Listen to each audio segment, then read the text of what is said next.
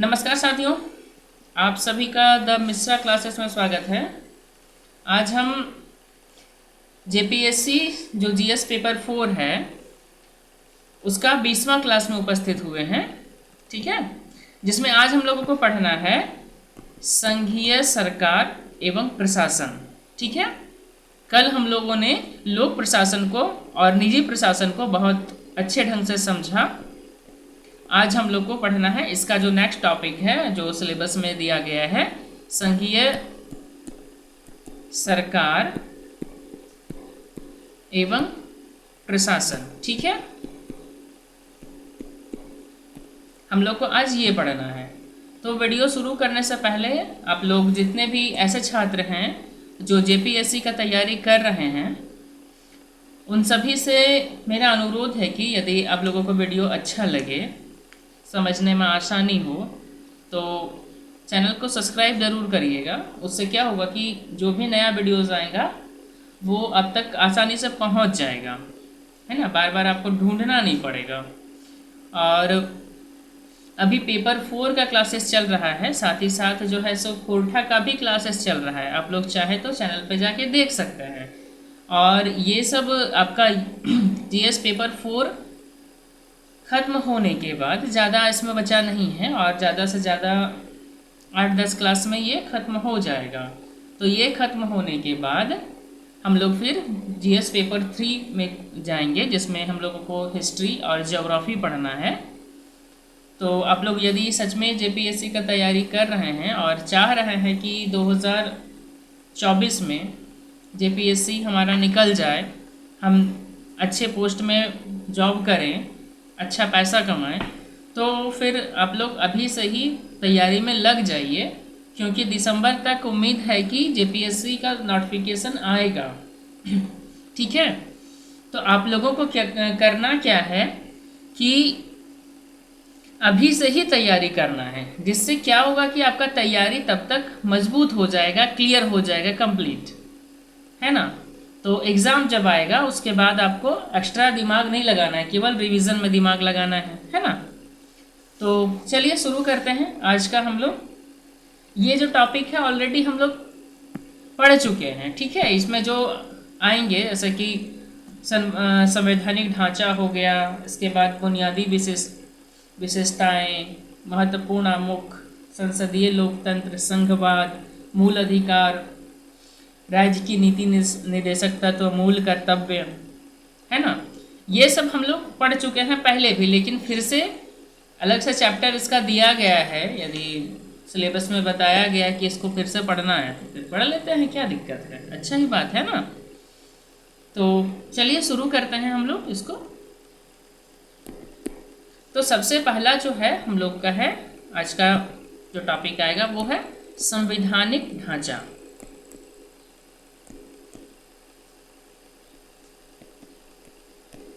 संवैधानिक ढांचा, ठीक है। भारत का संविधान एक असाधारण दस्तावेज है।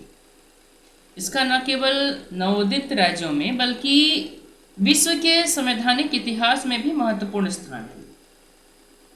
भारत के संविधान में संघ एवं राज्यों के बीच संबंधों तथा लोक सेवाओं यानी कि विशेष वर्ग जैसे कि एग्लो इंडियन हो सकते हैं, अनुसूचित जाति, अनुसूचित जनजाति से संबंधित समस्याओं पर सविस्तार विचार किया गया है इसमें। ठीक है, इस संविधान में मूल अधिकारों की विस्तृत सूची तथा सरकारी नीति से संबंधित निर्देशक सिद्धांत भी दिए गए हैं। संविधान की प्रस्तावना में यह घोषणा की गई है कि भारत एक सर्वसत्ताधारी, समाजवादी, धर्मनिरपेक्ष, लोकतंत्रीय गणराज्य होगा, है ना। इसकी विशेषताओं का अध्ययन करने से पता चलता है कि यह संविधान आकार, रूप एवं विषय वस्तु की दृष्टि से एक अटूट, एक अनूठा दस्तावेज है। ठीक है, तो इस इकाई में जो है सो हम अपने संविधान के महत्वपूर्ण विशेषताओं, साथ ही साथ मंत्रिपरिषद का भूमिका, संवैधानिक प्राधिकरण, संवैधानिक आयोग, एवं केंद्र सरकार की शक्तियों का अध्ययन हम लोग करेंगे इसमें। ठीक है, तो चलिए इसको देखते हैं। तो सबसे पहले हम लोग देखते हैं बुनियादी विशेषताएं। ठीक है, क्या क्या हमारा संविधान का एकदम बुनियादी विशेषता क्या है उसको देख लेते हैं। तो बुनियादी, ये सब पॉइंट सब याद करिएगा आप लोग। ठीक है, इससे क्या होगा कि मेंस में जब लिखिएगा उस समय आप लोगों को आसानी होगा। तो सबसे पहला जो हमारा विशेषता क्या है, तो लिखित संविधान है। ये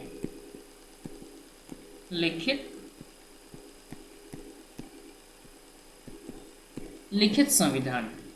ठीक है, तो संविधान जो है सो दो टाइप का हो सकता है। पहला एक लिखित और दूसरा अलिखित।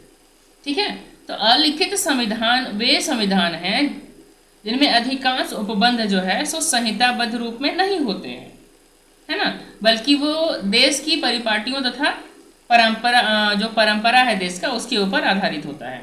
उदाहरण के लिए यदि हम देखें तो ब्रिटेन का जो संविधान है वह अलिखित संविधान है, और दूसरी तरफ क्या होता है, तो एक होता है लिखित संविधान, है ना, जिनके अधिकांश उपबंध जो होते हैं, ज़्यादातर उपबंध जो हैं सो स्पष्ट लिखित रूप में दिए जाते हैं।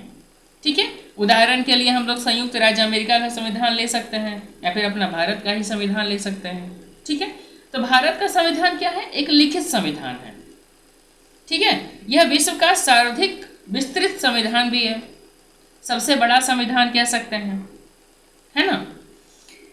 इसके अधिकांश उपबंध सभी ज्ञात संविधानों से इस ढंग से लिए गए हैं कि वे वर्तमान स्थितियों एवं आवश्यकताओं के अनुकूल हैं। जितना भी संविधान बना है और भी देशों का, सबसे अलग अलग परिस्थितियों के अनुसार कानून लिया गया है इसमें, है ना। तो संविधान के निर्माताओं ने मूल अधिकारों का अध्ययन जो है सो अमेरिकी संविधान के मॉडल पर तैयार किया है ना। सरकार की जो संसदीय प्रणाली है वो यूके से लिया गया है। सरकारी नीति के निर्देशक सिद्धांत की संकल्पना जो है सो आपका आयरलैंड से लिया गया है ना। आपातकाल संबंधी जो है सो संकल्पना है या उपबंध जो कह सकते हैं वो हमारा जर्मनी से लिया गया है। ठीक है, तथा भारत सरकार के अधिनियम 1935 को ध्यान में रखते हुए ये सब शामिल किया गया था। ठीक है, तो हमारा संविधान इसलिए विस्तृत है क्योंकि इसमें अन्य देशों के न्यायिक निर्णय को आशोधित परिणाम शामिल किए गए हैं ताकि अनिश्चितता कम हो सके। हमारे संविधान में न्यायपालिका, लोक सेवाओं, संघ लोक सेवा आयोग, केंद्र राज्य संबंध के आदि में बहुत विस्तृत रूप से उपबंध दिया गया है, बताया गया है ना। हमारे संविधान के विस्तृत होने का दूसरा एक और भी कारण है कि हमारा देश विशाल है, बहुत बड़ा है, तथा देश की वर्तमान समस्याएं भी जो है सो असाधारण है, बहुत ज़्यादा समस्या है, जिस कारण से उसको बड़ा बनाया गया है ना। हर एक छोटा से छोटा समस्या को कोशिश किया गया है कि संविधान में डाल दिया जाए, उसके लिए क्या प्रावधान होगा वो। ठीक है, अब इसके बाद हम लोग देखते हैं जो दूसरा हमारा टॉपिक आता है, मतलब विशेषता जो है वो महत्वपूर्ण आमुख है। ठीक है,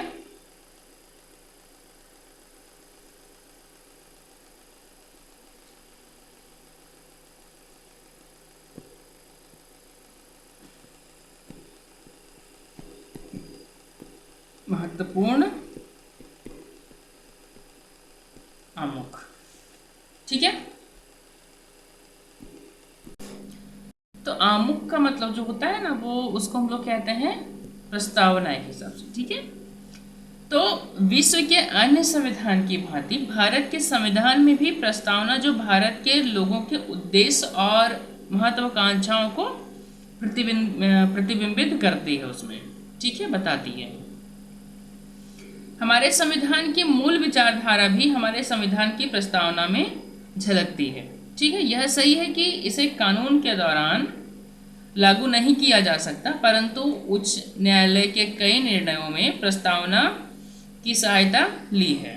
ठीक है, प्रस्तावना संविधान का एक भाग है जिसका पठन कुछ इस प्रकार से है, आप लोगों को पता ही होगा कि हम भारत के लोग यह दृढ़ संकल्प करते हैं कि हम भारत को एक संपूर्ण प्रभुत्व संपन्न गणराज्य, है ना, लोकतांत्रिक गणराज्य बनाएंगे तथा उसके समस्त नागरिकों को सामाजिक, आर्थिक, राजनीतिक न्याय, विचार अभिव्यक्ति, विश्वास, धर्म और उपासना की स्वतंत्रता, प्रतिष्ठा और अवसर समानता प्राप्त कराएंगे तथा उसमें सबसे मतलब उनमें सब में व्यक्ति की गरिमा और राष्ट्र की एकता सुनिश्चित करने वाली बंधुता को बढ़ाएंगे, है ना।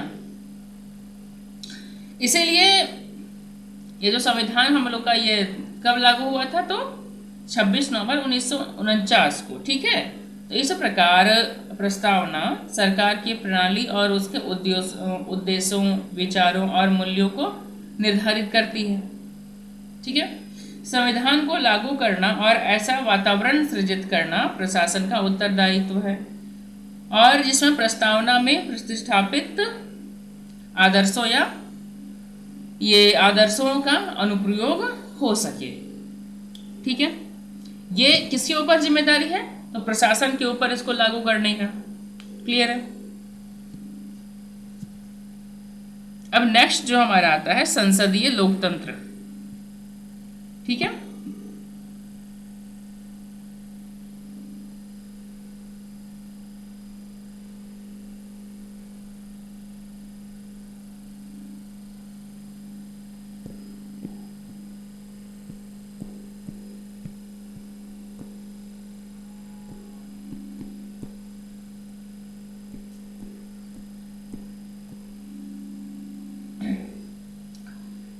हमारे संविधान की एक महत्वपूर्ण विशेषता जो है वो केंद्र तथा राज्य स्तरों पर संसदीय प्रणाली की स्थापना है, ठीक।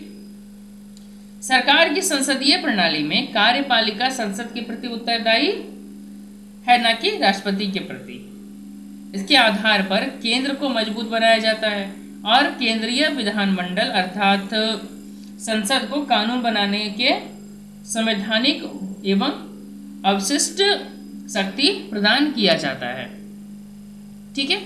संसदीय लोकतंत्र को अंगीकार करने के दो कारण थे। क्या क्या, तो पहले हमें ब्रिटिश शासन के दौरान संसदीय प्रणाली में काम करने का पिछला अनुभव था, और दूसरा सरकार की संसदीय प्रणाली के अनुसार यह मांग की जाती है कि केंद्र मजबूत होना चाहिए, ठीक है, जबकि विभक्त सत्ता वाली सरकार राष्ट्रपति प्रणाली में यह बात नहीं होती। सरकार की संसदीय प्रणाली में कार्यपालिका तथा कानून एक दूसरे से स्वतंत्र नहीं है, बल्कि कार्यपालिका विधानमंडल का एक अंग है। इसीलिए इन दोनों के बीच विरोध उत्पन्न होने की जो संभावना है वो बहुत कम होती है, जबकि राष्ट्रपति प्रणाली में यह संभावना सदैव हमेशा बना रहता है, ठीक है। इसके बाद क्या विशेषता है, तो एक है संघवाद, ठीक है।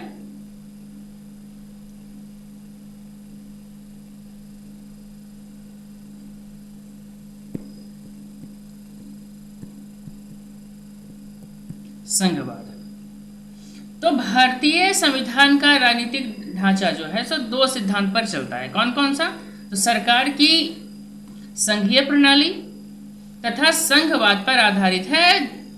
हालांकि संघ शब्द का प्रयोग संविधान में नहीं किया गया है। हमारे संविधान के सर्वेक्षण से यह पता चलता है कि इसमें संघीय प्रणाली की सभी आवश्यकताएं या विशेषताएं जो है सो वो विद्यमान है, ठीक है। और एक होता है एकात्मक, ठीक है। एकात्मक राज्य में केवल एक सरकार होती है, ठीक है, नामत राष्ट्रीय सरकार,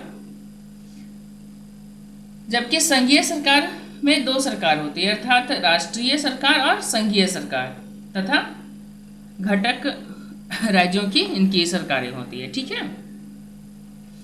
जहां तक सामूहिक हितों को प्रभावित करने वाले मामलों का संबंध है, संघीय सरकार में अनेक राज्य शामिल होते हैं, लेकिन अन्य मामलों में प्रत्येक राज्य का स्वायत्त शासन होता है, मतलब खुद का शासन खुद होता है, ठीक है।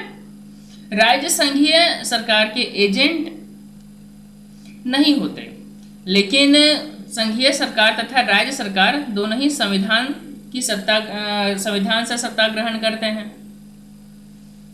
राज्यों को संघ से पृथक होने का अधिकार नहीं है, ठीक है, आपको पता है ना, ये जो जितने राज्य हमारे हैं वो भारत से अलग नहीं हो सकते, संघ से अलग नहीं हो सकते हैं। ठीक है,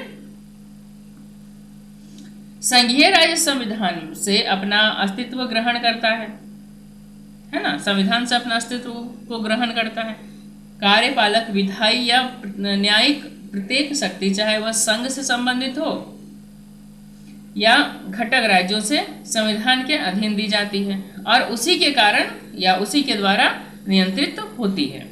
संविधान की व्याख्या करने की अंतिम शक्ति तथा संघीय और राज्य सरकारों या उनके विभिन्न घटकों की कोई भी ऐसी कार्रवाई जिसमें संविधान के उपबंधों का उल्लंघन होता हो, उसे अकृत करने का अधिकार न्यायालय के पास होता है। ठीक है, किसी प्रकार का यदि कोई कानून का उल्लंघन होता है तो उसको ठीक ठाक करने का अधिकार किसके पास है? तो न्यायालय के पास है। ठीक है, संघ राज्य की दूसरी विशेषता यह होती है कि संघीय सरकार तथा घटक राज्यों की सरकार के बीच अधिकार बटे हुए होते हैं। ठीक है, वे सभी विशेषताएं भारतीय राजनीतिक प्रणाली में मौजूद हैं। भारतीय संविधान को आवश्यकताओं तथा परिस्थितियों के अनुसार संघीय और एकात्मक दोनों ही प्रकार का कहा जा सकता है, क्योंकि राष्ट्रपति शासन जब लगता है उस समय क्या होता है, वो एकात्मक रूप धारण कर लेता है। ठीक है, इस संविधान को इस ढंग से तैयार किया गया है कि सामान्य परिस्थितियों में यह संघीय प्रणाली के रूप में कार्य करता है, लेकिन युद्ध काल है ना, या फिर कोई विपरीत परिस्थितियों में राज्यों में संवैधानिक तंत्र के ठप हो जाने की स्थिति में यह एकात्मक प्रणाली के रूप में काम करने लगता है ना। जब देश में आपातकाल की घोषणा कर दी जाती है तो संघीय सरकार स्वतः एकात्मक सरकार में बदल जाता है। ठीक है, अब इसके बाद आता है आपका विशेषता क्या है, तो मूल अधिकार। ठीक है, मूल अधिकार। ठीक है, तो भारतीय नागरिकों को मूल अधिकार का वायदा करती है कौन? भारतीय संविधान। ठीक है, वे संविधान के खंड 3 में अनुच्छेद 12 से लेके 15 में है। ठीक है, संविधान निर्माताओं ने इस संबंध में संयुक्त राज्य अमेरिका के संविधान से प्रेरणा ली है। संसद इन अधिकारों को केवल अपने ही संविधान में उल्लेखित प्रक्रिया के अनुसार संशोधित करके निरस्त कर सकती है। ठीक है, या कम कर सकती है। ठीक है, उच्चतम न्यायालय को इन अधिकारों के संरक्षण के लिए उत्तरदायी बनाया गया है, अर्थात पीड़ित व्यक्ति इन अधिकारों के प्रवर्तन के लिए सीधे उच्चतम न्यायालय में जा सकता है। ठीक है, यद्यपि ये अधिकार न्याय संगत हैं, परंतु वे अप्रतिबंधित नहीं है। ठीक है, और इसीलिए सरकार उन पर यथोचित प्रतिबंध लगा सकती है। फिर भी ऐसे प्रतिबंध न्याय संगत है या नहीं, यह निर्णय न्यायालय के द्वारा किया जाता है। ठीक है, अब इसके बाद आता है आपका राज्य की नीति निर्देशक तत्व।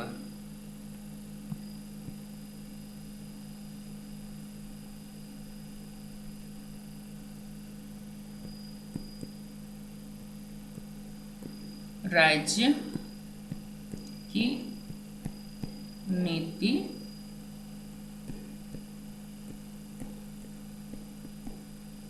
निर्देशक तत्व। ठीक है, तो राज्य की नीति निर्देशक तत्व जो है वह संविधान के भाग में अनुच्छेद कह सकते हैं 36 से लेकर 51 में है। ये जो है सो तत्व कहाँ से लिया गया है, तो आयरलैंड के सिद्धांत से लिया गया है। यह तत्व देश के शासन में है, कानून बनाने में इन तत्वों का प्रयोग करना राज्य का कर्तव्य है। निदेशक तत्व न्याय संगत इतर है कह सकते हैं, अर्थात उनके उल्लंघन के लिए न्यायालय में चुनौती नहीं दी जा सकती। ठीक है, इसके बाद आता है मूल कर्तव्य।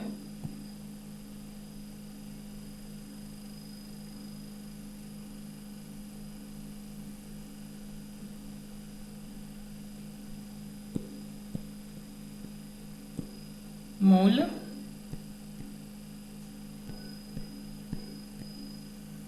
कर्तव्य तो इन मूल कर्तव्यों को जो है सो 1976 में 42वें संविधान संशोधन के द्वारा जोड़ा गया था। ठीक है, इसमें 10 कर्तव्य हैं जिन्हें संविधान के भाग 4 क के अनुच्छेद 51 में जोड़ा गया था। ठीक है, राज्य की नीति के निदेशक तत्वों की भांति ये भी न्याय संगत इतर है, मतलब इसमें न्याय संगत हम कह सकते हैं ये नहीं है एक हिसाब से। ठीक है, अर्थात इनके उल्लंघन पर न्यायालय द्वारा इसमें कोई भी प्रकार का कह सकते हैं, यदि इसका उल्लंघन करते हैं तो न्यायालय आपको कुछ नहीं कर सकती है। ठीक है, इसके अलावा इसके विरुद्ध इसके उल्लंघन के विरुद्ध कोई कानूनी स्वीकृति भी नहीं है। ठीक है, और इसके बाद देखते हैं नम्यता और अनम्यता का अनुपम मिश्रण। ठीक है, यानी कि लचीला और कठोरता। ठीक है, हम यहाँ पे लिखते हैं लचीला और कठोरता। ठीक है,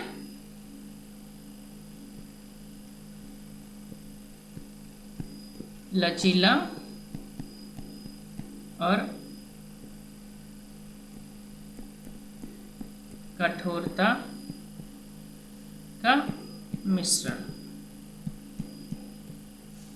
ठीक है, तो संघीय प्रणाली में संविधान आमतौर पर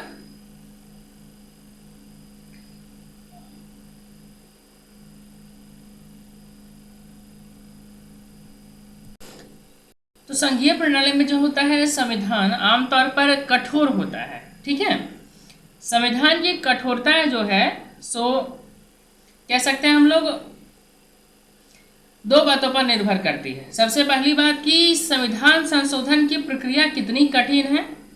ठीक है, और दूसरा कि संविधान का विषय वस्तु किस प्रकार से है। ठीक है, तो संविधान जो है सो हमारा भारतीय संविधान आंशिक रूप से लचीला और अंशतः थोड़ा सा ये कठोर है।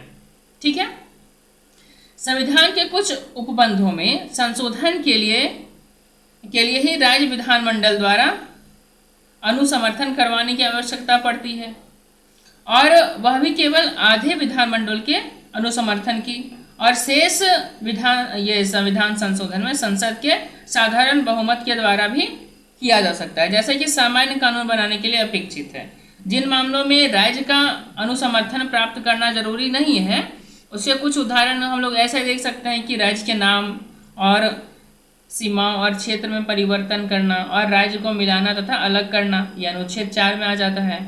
ठीक है, किसी राज्य विधानमंडल के दूसरे सदन को समाप्त करना या सृजित करना, यह अनुच्छेद 169 में है। ठीक है, इसके बाद अनुसूचित क्षेत्रों और अनुसूचित जनजातियों का प्रशासन, ये 5वीं अनुसूची का पैरा 7 और 6वीं अनुसूची का पैरा 21 में है ना।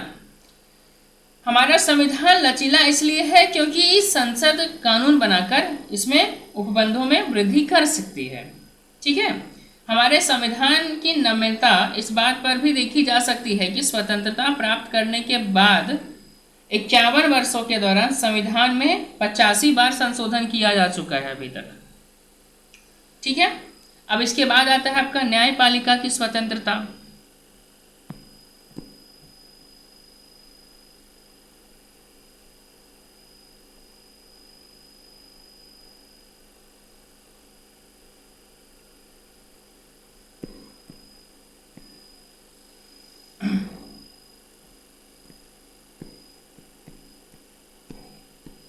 न्यायपालिका की स्वतंत्रता। ठीक है, तो हमारे संविधान की एक और अत्यंत महत्वपूर्ण विशेषता यह है कि न्यायपालिका स्वतंत्र है और उसे न्यायिक समीक्षा करने का अधिकार है। ठीक है, भारत में केंद्र और राज्यों के लिए न्यायालयों को एक ही समेकित प्रणाली है ना, एक ही प्रणाली इसमें कह सकते हैं, जो केंद्र तथा राज्य को कानून का प्रशासन करती है। समस्त न्यायिक प्रणाली की सर्वोच्च संस्था भारत का उच्चतम न्यायालय है। उच्चतम न्यायालय के नीचे उच्च न्यायालय होते हैं और उच्च न्यायालय के अधीनस्थ के नीचे अधीनस्थ जो न्यायालय होते हैं, जिला कोर्ट कह सकते हैं, है ना, ये सब। तो उच्चतम और उच्च न्यायालय के न्यायाधीशों की नियुक्ति राष्ट्रपति करते हैं, लेकिन यह सुनिश्चित करने के लिए कि वे स्वतंत्र हैं, उन्हें सेवा शर्तों की विनियमन संविधान द्वारा किया जाता है और राष्ट्रपति अपनी मर्जी से उन्हें सेवा से नहीं हटा सकते हैं। उच्चतम न्यायालय तथा उच्च न्यायालय के न्यायाधीशों को राष्ट्रपति केवल तभी हटा सकता है जब संसद के प्रत्येक सदन के विशेष बहुमत, जैसे कि उस सदन के कुल सदस्यों के बहुमत से तथा उस सदन के उपस्थित एवं मतदाता सदस्यों के बहुमत से जो 1/3 से कम ना हो, ठीक है, द्वारा न्यायाधीशों को प्रमाणित दुर्व्यवहार और असक्षमता के आधार पर उक्त आशय का समावेदन किया जा सकता है। ठीक है, इससे यह सुनिश्चित होता है कि न्यायपालिका उचित एवं स्वतंत्र ढंग से कार्य करेगी और इससे संविधान के उपबंधों की सतर्कता जो है सो वो सिद्ध होती है। ठीक है, अब उच्च न्यायालय का 3 महत्वपूर्ण कार्य होता है। कौन कौन सा? तो यह मूल अधिकारों का संरक्षण एवं गारंटी करता हो गया, है ना। यह कार्यपालक प्राधिकारों पर अंकुश लगाने का कार्य करता है ना, तथा विधि सम्मत शासन को लागू करवाता है। साथ ही साथ यह संघीय संतुलन को भी बनाए रखता है। ठीक है, इसके अलावा न्यायिक समीक्षा का अधिकार भी हमारे संविधान की एक अन्य विशेषता है। यदि हम मोटे तौर पर कहा जाए तो न्यायिक समीक्षा का तात्पर्य कार्यपालक एवं विधायी दोनों प्रकार के हैं। लोक प्राधिकारियों के कार्य की संवैधानिक विधि मान्यता बताना है। न्यायिक समीक्षा जैसे अभिव्यक्ति का प्रयोग संविधान में नहीं किया गया है, लेकिन न्यायपालिका द्वारा इसे विभिन्न उपबंधों में ग्रहण कर लिया गया है। अतः कह सकते हैं कि भारत में न्यायपालिका ही निर्धारित करती है कि मूल अधिकारों की सीमा क्या होगी, है ना। उच्चतम न्यायालय को यह देखना होगा कि सभी विधायी उपाय विधि द्वारा स्थापित प्रक्रिया के अनुसार है। न्यायपालिका को संविधान की व्यवस्था करने तथा संविधान के विभिन्न अंगों के संबंधों को निर्धारित करने का भी अधिकार है। हमारे संविधान की एक अद्वितीय कह सकते हैं एक खास विशेषता है कि सरकार के तीसरे स्तर के रूप में स्थानीय सरकार को संवैधानिक स्थिति प्रदान की गई है। 73वें संविधान संशोधन अधिनियम 1992 द्वारा ग्रामीण क्षेत्रों में पंचायत, साथ ही साथ 74वें संविधान संशोधन द्वारा शहरी क्षेत्रों में नगर पालिकाओं के 3 प्रकारों को लागू किया गया है। इस पर विस्तार जो चर्चा है हम लोग आगे कर लेंगे। ठीक है, इसके बाद आपका संविधान की एक अन्य कह सकते हैं विशेष जो विशेषता है यह है कि इसमें सिविल सेवाओं पर एक विशेष अध्याय है। यह इस बात का संकेत है कि सिविल सेवाओं को प्रमुख स्थान दिया गया है। साथ ही साथ संविधान के निर्माताओं ने स्वतंत्र निकाय गठित किए हैं, जैसे सिविल सेवकों की भर्ती के लिए लोक सेवा आयोग के अलावा उन्हें सिविल सेवा के संरक्षण से संबंधित कुछ विशेष प्रावधान जो अनुच्छेद 311 में किया गया है। ठीक है, यह अन्य संविधान के लिए अप्रासंगिक है। क्लियर है। अब इसके बाद हम लोग देखते हैं केंद्र सरकार की शक्तियां। ठीक है,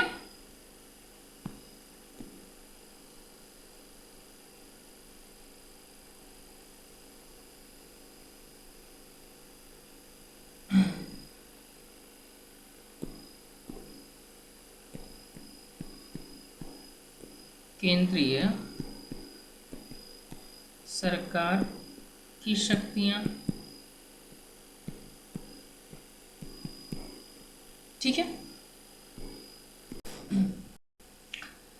तो संघीय संतुलन पर प्रभाव डालने वाली भारतीय संविधान की महत्वपूर्ण विशेषताओं पर चर्चा करने के बाद हम केंद्र और राज्यों की शक्तियों के विभाजन के बारे में चर्चा करेंगे। शक्तियों का यह विभाजन ही संघवाद की मूल सिद्धांत है। ठीक है, तो संविधान में केंद्रीय तथा राज्यों के बीच विधायी शक्तियों के वितरण से संबंधित व्यवस्था 3 विषयों सूची के अनुसार यानी कि विषय सूची के अनुसार की गई है। ये सूची है संघ सूची, राज्य सूची तथा समवर्ती सूची। ठीक है, संघीय सूची के अनुसार राज्य को राष्ट्रीय महत्व के मामले में कार्रवाई करने का अनन्य प्राधिकार दिया गया है। ठीक है, इनकी 99 मदों में रक्षा, जिसमें 99 विषय है कह सकते हैं, है ना, जिसमें से रक्षा, विदेशी मामले, मुद्रा, संचार, बैंकिंग, आयकर, कराधान तथा सीमा शुल्क आदि विषय शामिल है इसमें। और राज्य सूची में कानून तथा व्यवस्था, स्थानीय सरकार, जन स्वास्थ्य, शिक्षा और कृषि जैसे 61 विषय शामिल किए गए हैं। और संवर्ती सूची में 52 विषय हैं, जिनमें विधि प्रणाली, व्यापार तथा उद्योग और आर्थिक तथा सामाजिक योजना विषय शामिल किए गए हैं। ठीक है, तो संवर्ती प्रविष्टियों के संबंध में केंद्र संसद द्वारा पारित कानून राज्य विधानमंडल पर लागू करने पर अभिभावी होते हैं। ठीक है, इस प्रकार संविधान के अनुसार राज्य सरकार की तुलना में केंद्रीय सरकार को बहुत अधिक शक्ति प्रदान की गई है। आपात की स्थिति में या आपात के दौरान जो है सो संसद राज्य सूची में उल्लिखित किसी भी मामलों पर संपूर्ण भारत या उसके किसी भाग के लिए कानून बना सकती है। यदि राष्ट्रपति को राज्यपाल सलाह देता है कि यदि वह स्वयं यह महसूस करता है कि राज्य की सरकारें संविधान की व्यवस्थाओं के अनुसार नहीं चलाया जा सकता है, तो आपात की स्थिति का घोषणा कर सकता है और कार्यपालिका के भारों को ग्रहण कर सकता है तथा यह घोषणा कर सकता है कि राज्य विधानसभाओं की शक्तियाँ अब संसद के अधीन होगी। यहाँ तक कि राज्यसभा 2/3 मत के आधार पर संसद से अनुरोध कर सकती है कि वह अब अस्थायी अवधि के लिए राज्य सूची में दर्ज जो मद है उसमें कानून बनाएंगे।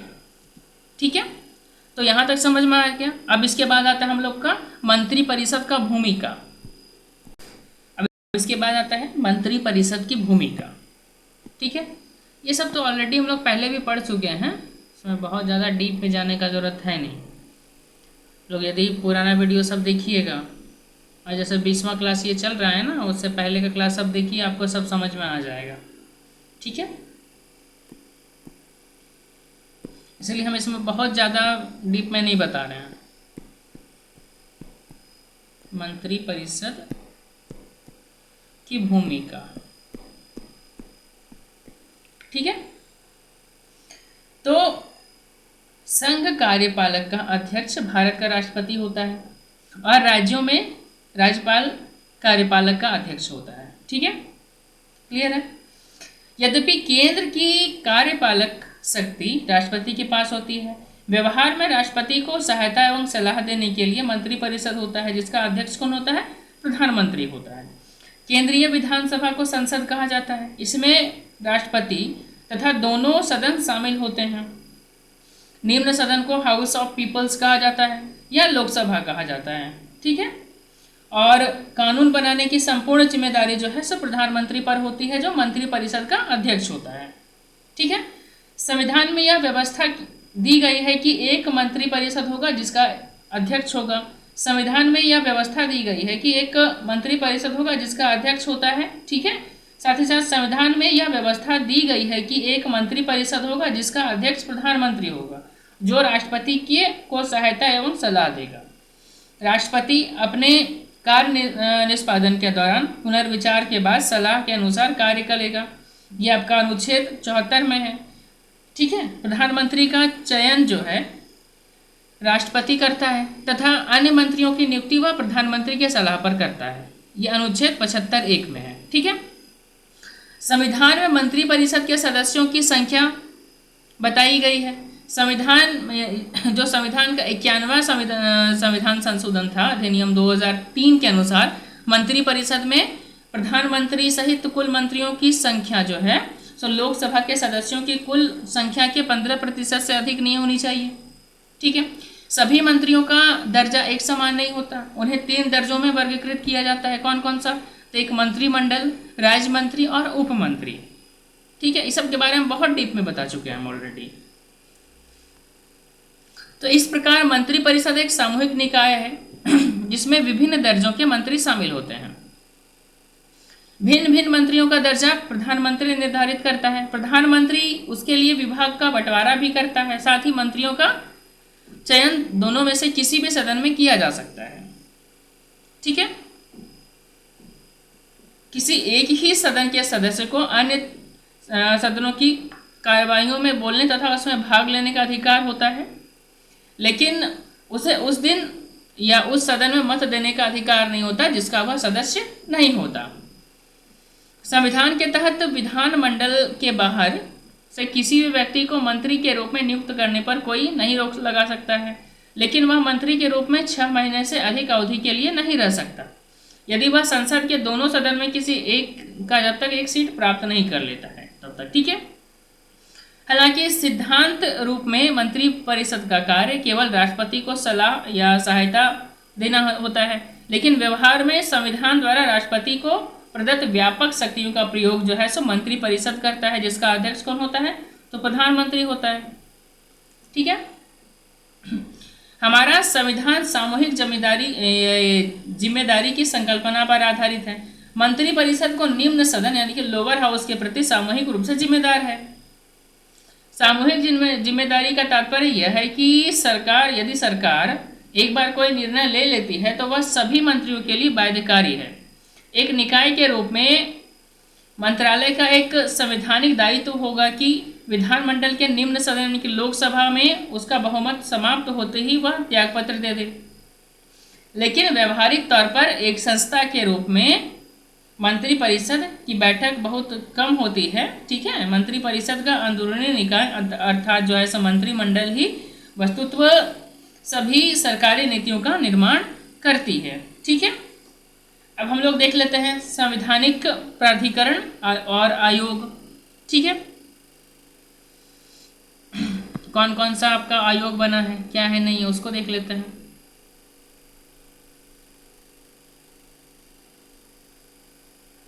ठीक है।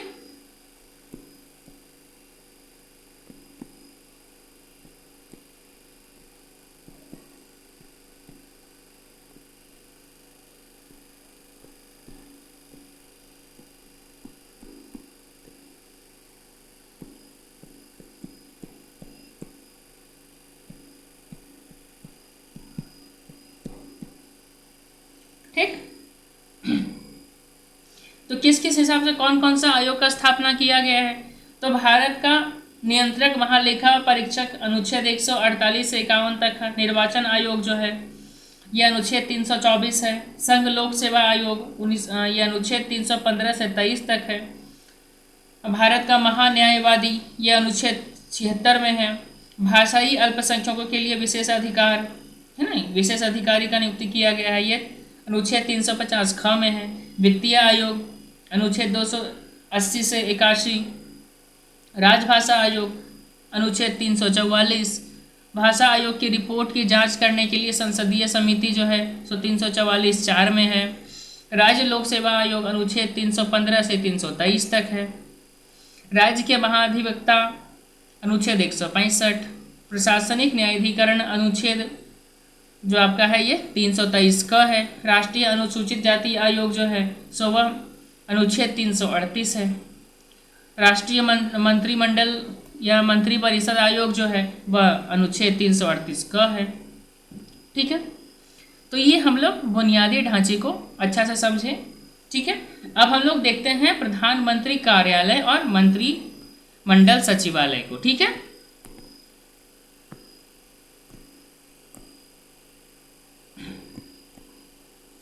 प्रधान मंत्री कार्यालय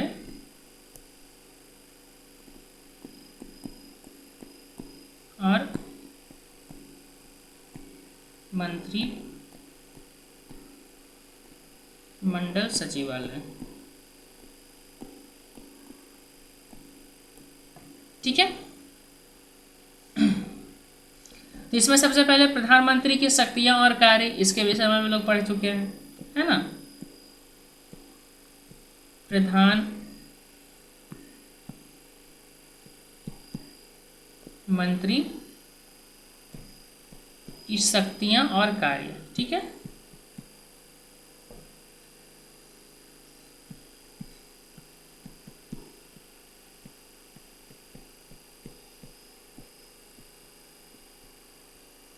इसको देख लेते हैं हम लोग।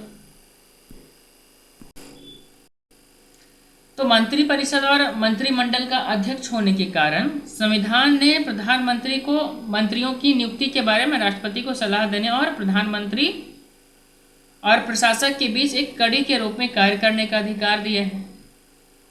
राजनीतिक कार्यपालिका जो है के नेता के रूप में प्रधानमंत्री से यह आशा की गई है कि वह प्रशासनिक कार्य कुशलता से सुनिश्चित करने के लिए नीति बनाने को निर्देश देंगे और जनता और संसद के साथ संपर्क स्थापित करेंगे।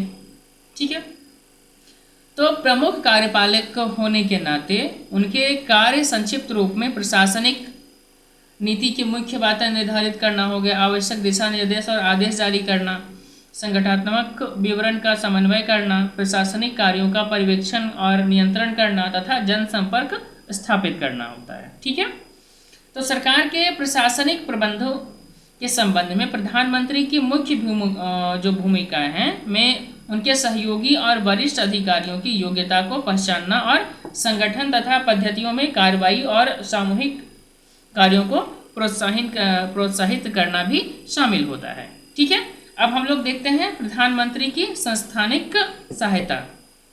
ठीक है, प्रधानमंत्री की संस्थानिक सहायता।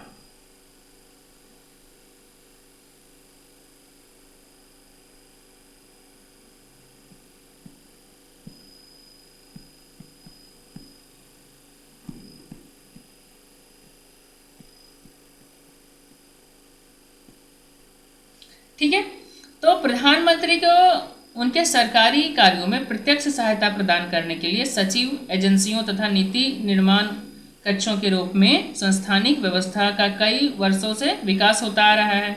वे प्रमुख संस्थाएं जो हैं सो राजनीतिक और प्रशासन के संबंध में निर्णय लेते हैं। ठीक है, निर्णय लेने में स्वतंत्रता प्राप्ति के समय से ही प्रधानमंत्री की सहायता कर रही हैं, है ना, जो है मंत्रिमंडल समितियां, मंत्रिमंडल सचिवालय और प्रधानमंत्री कार्यालय। ठीक है, अब हम लोग देखते हैं प्रधानमंत्री कार्यालय का विकास।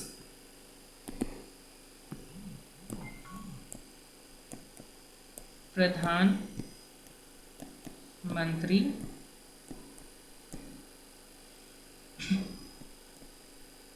कार्यालय का विकास। ठीक है, तो प्रधानमंत्री कार्यालय जो है स्वतंत्रता प्राप्ति के बाद अस्तित्व में आया था। उस समय इसे प्रधानमंत्री सचिवालय कहा जाता था। यह सरकार के प्रमुख के रूप में प्रधानमंत्री को उसकी सार्वजनिक गतिविधियों और कार्यों में सहायता प्रदान करता था। यह सन 1948 और 49 में नेहरू के जब वो प्रधानमंत्री थे के कार्यकाल में उसमें स्टाफ का जो संख्या था 117 था। इसकी संख्या धीरे धीरे समय के साथ बढ़ती गई। ठीक है, लाल बहादुर शास्त्री के समय में प्रधानमंत्री सचिवालय स्वतंत्र सचिव के अधीन नियमित विभाग बन गया और उच्च स्तरीय नीति निर्माण में इसका प्रभाव बढ़ गया। परंतु 1966 से 77 तक के इंदिरा गांधी के प्रधानमंत्री के काल में प्रधानमंत्री सचिवालय को न केवल आकार बढ़ गया उनका, ठीक है, बल्कि इसकी शक्ति और अधिकार भी बढ़ गए। सन 1968 से 69 में प्रधानमंत्री सचिवालय में लगभग 200 कर्मचारी थे और 1975 से 77 की आंतरिक स्थिति के दौरान इसका उदय अतिरिक्त संवैधानिक शक्ति और अधिकार के रूप में केंद्रित हुआ था। ठीक है, जनता पार्टी के शासनकाल में 1977 से 80 के दौरान प्रधानमंत्री सचिवालय का आकार और संख्या की दृष्टि से कम हो गया था। 1977 में प्रधानमंत्री सचिवालय का नाम प्रधानमंत्री कार्यालय रख दिया गया। हालांकि इसके कर्मचारियों की संख्या पिछले 10 वर्षों में धीरे धीरे फिर से बढ़ रही है, परंतु इसका महत्व अब कम हो गया है और अब अतिरिक्त संवैधानिक शक्तियाँ और प्राधिकरण का प्रयोग करने की कोशिश करने की अपेक्षा प्रधानमंत्री को उसकी सार्वजनिक गतिविधियों में सहायता यह करता है। ठीक है,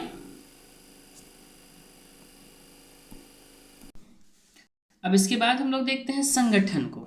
ठीक है,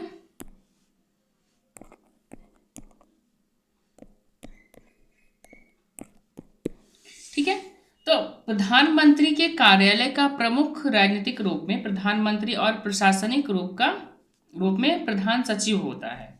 इसके अलावा 2 या 3 अपर सचिव, 3 से 5 संयुक्त सचिव और कई निदेशक, उप सचिव और अवर सचिव होते हैं। ठीक है।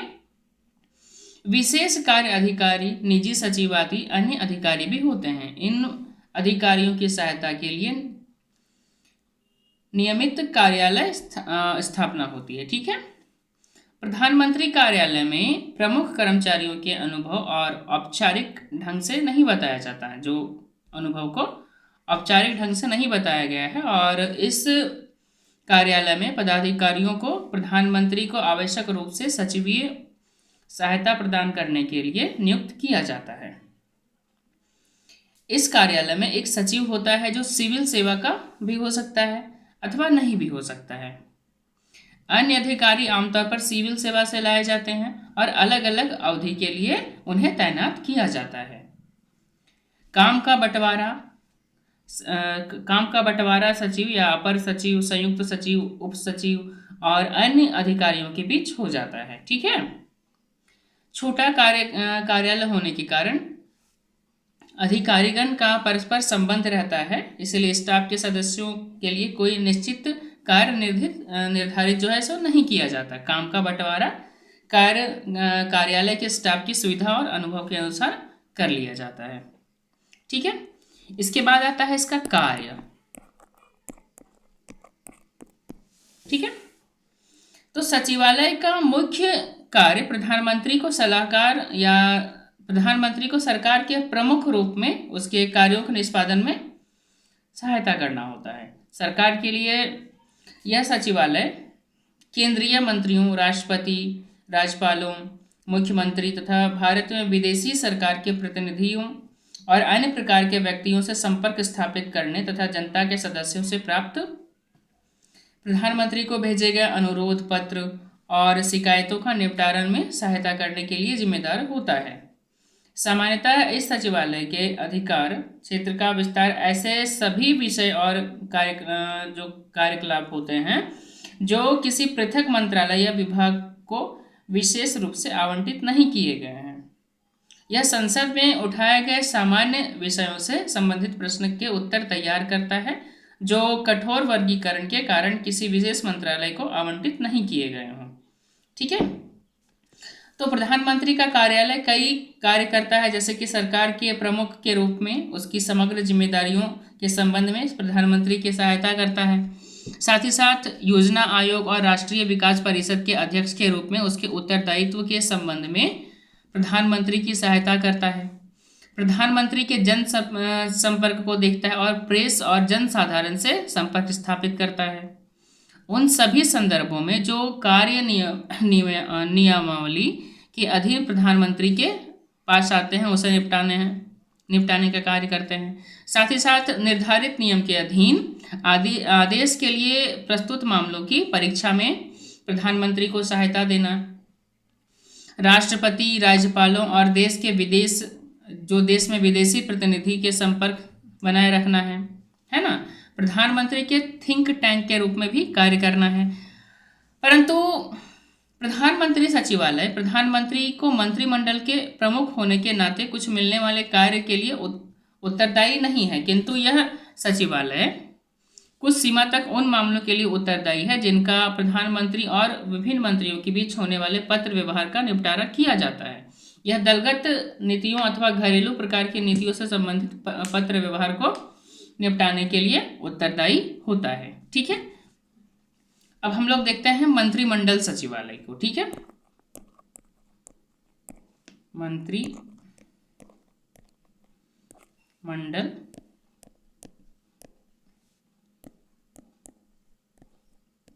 सचिवालय। ठीक है। तो 1947 में स्वतंत्रता प्राप्ति पर वायसराय की कार्यकारी परिषद का स्थान प्रधानमंत्री की अध्यक्षता में लोकप्रिय मंत्रिमंडल ने ले लिया। कार्यकारी परिषद का सचिवालय औपचारिक रूप से मंत्रिमंडल सचिवालय बना। ठीक है। परिणाम स्वरूप वायसराय की कार्यकारी परिषद के सचिव का परिवर्तित नाम मंत्रिमंडल सचिव हो गया। ठीक है। मंत्रिमंडल सचिव एक ऐसा कर्मचारी निकाय है जो उच्च स्तर पर निर्णय लेने की प्रक्रिया में महत्वपूर्ण समन्वयकारी भूमिका निभाता है और यह प्रधानमंत्री के निर्देश के अधीन कार्य करता है। ठीक है। मंत्रिमंडल सचिवालय का प्रशासनिक प्रमुख मंत्रिमंडल सचिव होता है। ठीक है। तो इसके बाद हम लोग देखते हैं भारत में मंत्रिमंडल सचिवालय की स्थापना। ठीक है। भारत में मंत्रिमंडल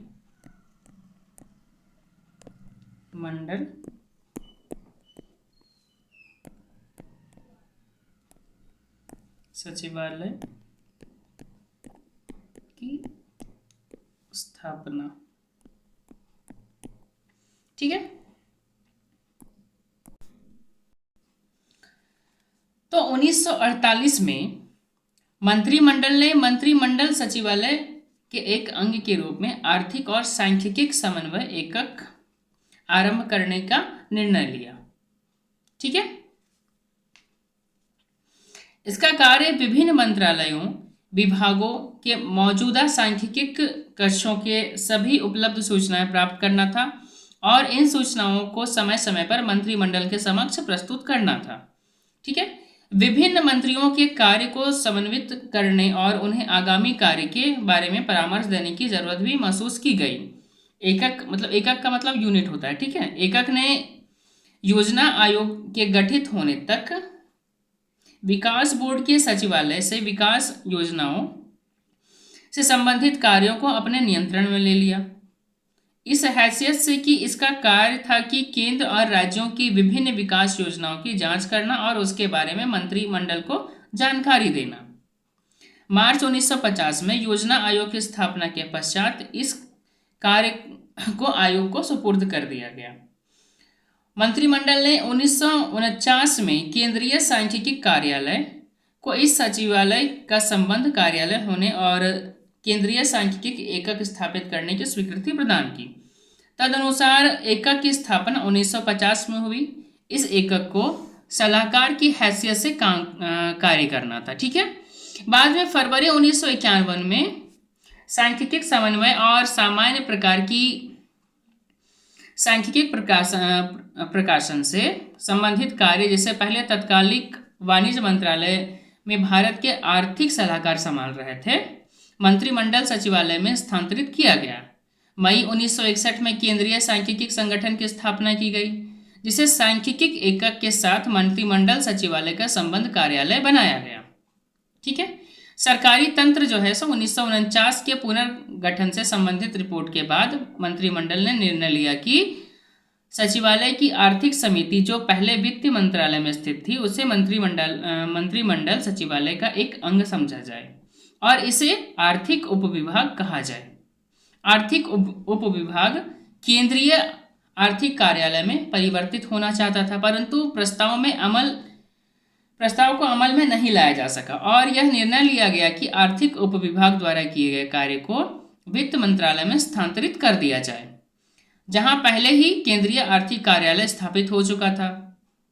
उसी वर्ष के शुरू में संयुक्त संचार यानी कि इलेक्ट्रॉनिक्स समिति का जो चीफ ऑफ स्टाफ कमेटी की उप समिति थी, रक्षा मंत्रालय से ये मंत्रिमंडल सचिवालय में स्थानांतरित की गई और इसे मंत्रिमंडल सचिवालय के सैन्य उपविभाग से संबद्ध किया गया।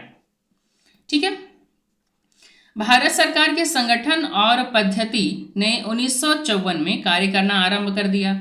यह 25 मार्च 1964 तक मंत्रिमंडल सचिवालय के पृथक उपविभाग के रूप में कार्य करता रहा। ठीक है। जब तक कि गृह मंत्रालय ने प्रशासनिक सुधार का एक नया विभाग स्थापित नहीं किया। संगठन और पद्धति प्रभाग इस विभाग में स्थानांतरित किया गया। 15 फरवरी 1961 को यह निर्णय लिया गया कि मंत्रिमंडल सचिवालय के संबंध कार्यालय केंद्रीय सांख्यिकी संगठन को सरकार के विभाग का प्राधिकार और स्तर है वो प्रदान किया जाए। तदनुसार अप्रैल 1961 में मंत्रिमंडल सचिवालय के एक अंग के रूप में सांख्यिकी विभाग बनाया गया, जिसके पास सांख्यिकी पद्धतियों पर विचार करने, सलाह देने और मापदंडों को निर्धारित करने के संबंध में सामान्य निर्देश जारी करने, सभी केंद्रीय और राज्य की एजेंसियों को आंकड़े एकत्र करने के प्रतिमानों और पद्धतियों तथा इस प्रकार के प्रश्नों पर विषयों को निपटने के पर्याप्त अधिकार थे। ठीक है, इस विभाग के अधीन 2 संबंध कार्यालय थे, जिसका नाम था एक केंद्रीय सांख्यिकी संगठन और दूसरा संगणक केंद्र। ठीक है, इसके अतिरिक्त इसका एक अधीनस्थ कार्यालय राष्ट्रीय नमूना सर्वेक्षण निदेशालय भी था, परंतु यह बाद में मंत्रिमंडल सचिवालय से पृथक हो गया, यानी कि अलग हो गया। ठीक है, अक्टूबर 1962 में चीन के आक्रमण के कारण और राष्ट्रीय आपात स्थिति की घोषणा के बाद मंत्रिमंडल ने आपात समिति गठित करने का निर्णय लिया। आपात समिति को सचिवीय सहायता प्रदान करने के लिए मंत्रिमंडल सचिवालय में एक आपातकालीन उप विभाग बनाया गया। संयुक्त आम सूचना समिति को सचिवीय सहायता अनुदान करने के लिए जुलाई 1965 में इस सचिवालय में एक नया उप विभाग बनाया गया, जिसे आम सूचना उप विभाग कहा जाता है। ठीक है, सितंबर 1965 में पाकिस्तान के साथ सशस्त्र संघर्ष होने के कारण 7 अक्टूबर को मंत्रिमंडल ने निर्णय लिया कि प्रभावित क्षेत्रों में राहत और पुनर्वास की योजनाएं बनाने और उन्हें लागू करने के लिए पुनर्वास निदेशालय से एक एकक स्थापित किया जाए, यानी कि एक यूनिट स्थापित किया जाए। इस एकक ने सचिवों की समिति के पूर्व निर्देशन का कार्य किया। इस समिति के प्रमुख मंत्रिमंडल सचिव थे। ठीक है, इस एकक को बाद में समाप्त कर दिया गया और शेष कार्यों को पुनर्वास विभाग में स्थानांतरित कर दिया गया। जनवरी 1966 में वित्त मंत्रालय में लोक उद्यम मंत्रिमंडल सचिवालय में चला गया, लेकिन बाद में फिर इसे वित्त मंत्रालय में स्थानांतरित कर दिया गया। संभवतः प्रशासनिक सुधार आयोग की सिफारिशों के परिणाम स्वरूप जो अत्यंत महत्वपूर्ण परिवर्तन लाया गया वह अगस्त 1970 में मंत्रिमंडल सचिवालय में केंद्रीय कार्मिक एजेंसी का सृजन था और गृह मंत्रालय से प्रशासनिक सुधार विभाग का फरवरी 1973 में मंत्रिमंडल सचिवालय में स्थानांतरण था। ठीक है, केंद्रीय प्रशासनिक सुधार एजेंसी की अवस्थित का मसला विवादास्पद सिद्ध हुआ। जब भारत सरकार ने संगठन और पद्धति एजेंसी स्थापित करने का निर्णय लिया तो इसके लिए स्थान निर्धारण का विवाद उत्पन्न हुआ, परंतु गृह मंत्रालय और वित्त मंत्रालय ने अपने अपने दावों को लेकर पेश किए। ठीक है, परंतु अंत में इसे मंत्रिमंडल के अधीन स्थापित करने का निर्णय किया गया, लेकिन बाद में गृह मंत्रालय आखिरकार 10 वर्ष की अवधि के पश्चात संगठन और पद्धति एजेंसी को मंत्रिमंडल सचिवालय से गृह मंत्रालय में स्थानांतरित कराने में सफल हो गए। इसे स्वतंत्र विभाग का दर्जा दिया गया, परंतु फिर लगभग 10 वर्षों बाद प्रशासनिक सुधार विभाग ने एक बार फिर मंत्रिमंडल सचिवालय में अपना दावा प्रस्तुत किया, परंतु जनता पार्टी के शासनकाल के दौरान कार्मिक और प्रशासनिक सुधार विभाग 1977 में पुनः गृह मंत्रालय में स्थानांतरित हो गया और उसके पश्चात यह विभाग तब से वही है, परंतु इस समय यह कार्मिक और लोक शिकायत विभाग में है। ठीक है, अब इसके बाद इसका देख लेते हैं संगठन और कार्य। ठीक है,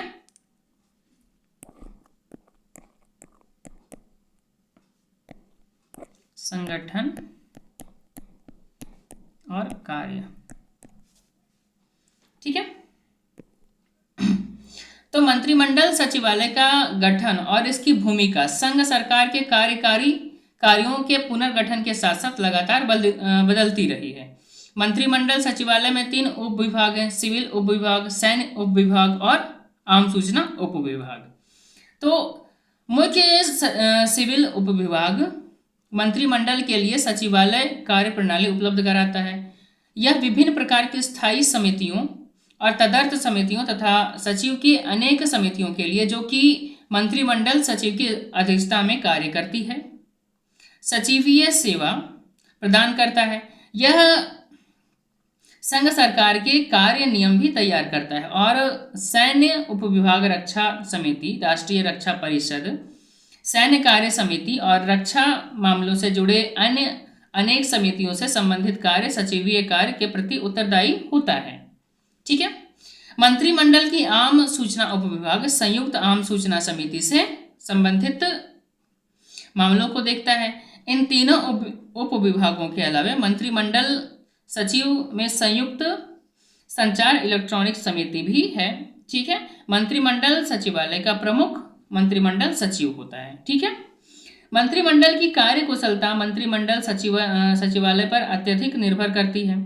मंत्रिमंडल का कार्य मंत्रिमंडल की बैठक की कार्य सूची ठीक प्रकार से तैयार करना, उसके विचारार्थ आवश्यक सूचना और सामग्री उपलब्ध कराना तथा मंत्रिमंडल और इसकी समितियों में किए गए विचार विमर्शों और लिए गए निर्णयों के रिकॉर्ड तैयार करना होता है। ठीक है। यह एक संबंधित मंत्रालय द्वारा लिए गए आवश्यक निर्णय के क्रियान्वयन पर भी निगरानी रखता है। इस अंतिम कार्य में विभिन्न मंत्रालय और विभागों से सूचना मांगना भी शामिल होता है। राष्ट्रपति, उपराष्ट्रपति तथा सभी मंत्रालयों को मंत्रिमंडल सचिवालय मासिक सारांश और महत्वपूर्ण मामलों पर संक्षिप्त नोट जो है सो परिचालित करके विभिन्न मंत्रालयों में सरकार द्वारा किए गए प्रमुख कार्यों की जानकारी देता है। यह सचिव की समितियों को सहयोग प्रदान करता है, जिसकी बैठकें मंत्रिमंडल सचिव की अध्यक्षता में उन समस्याओं पर विचार करने और सलाह देने के लिए समय समय पर होती है जिनमें अंतर मंत्रालय के परामर्श और समन्वय की आवश्यकता पड़ती है।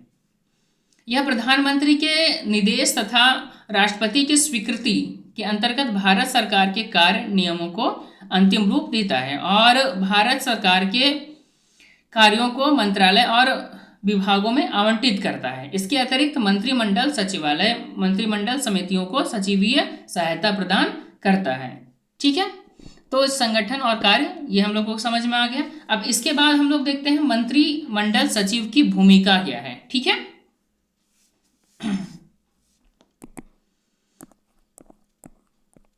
मंत्रिमंडल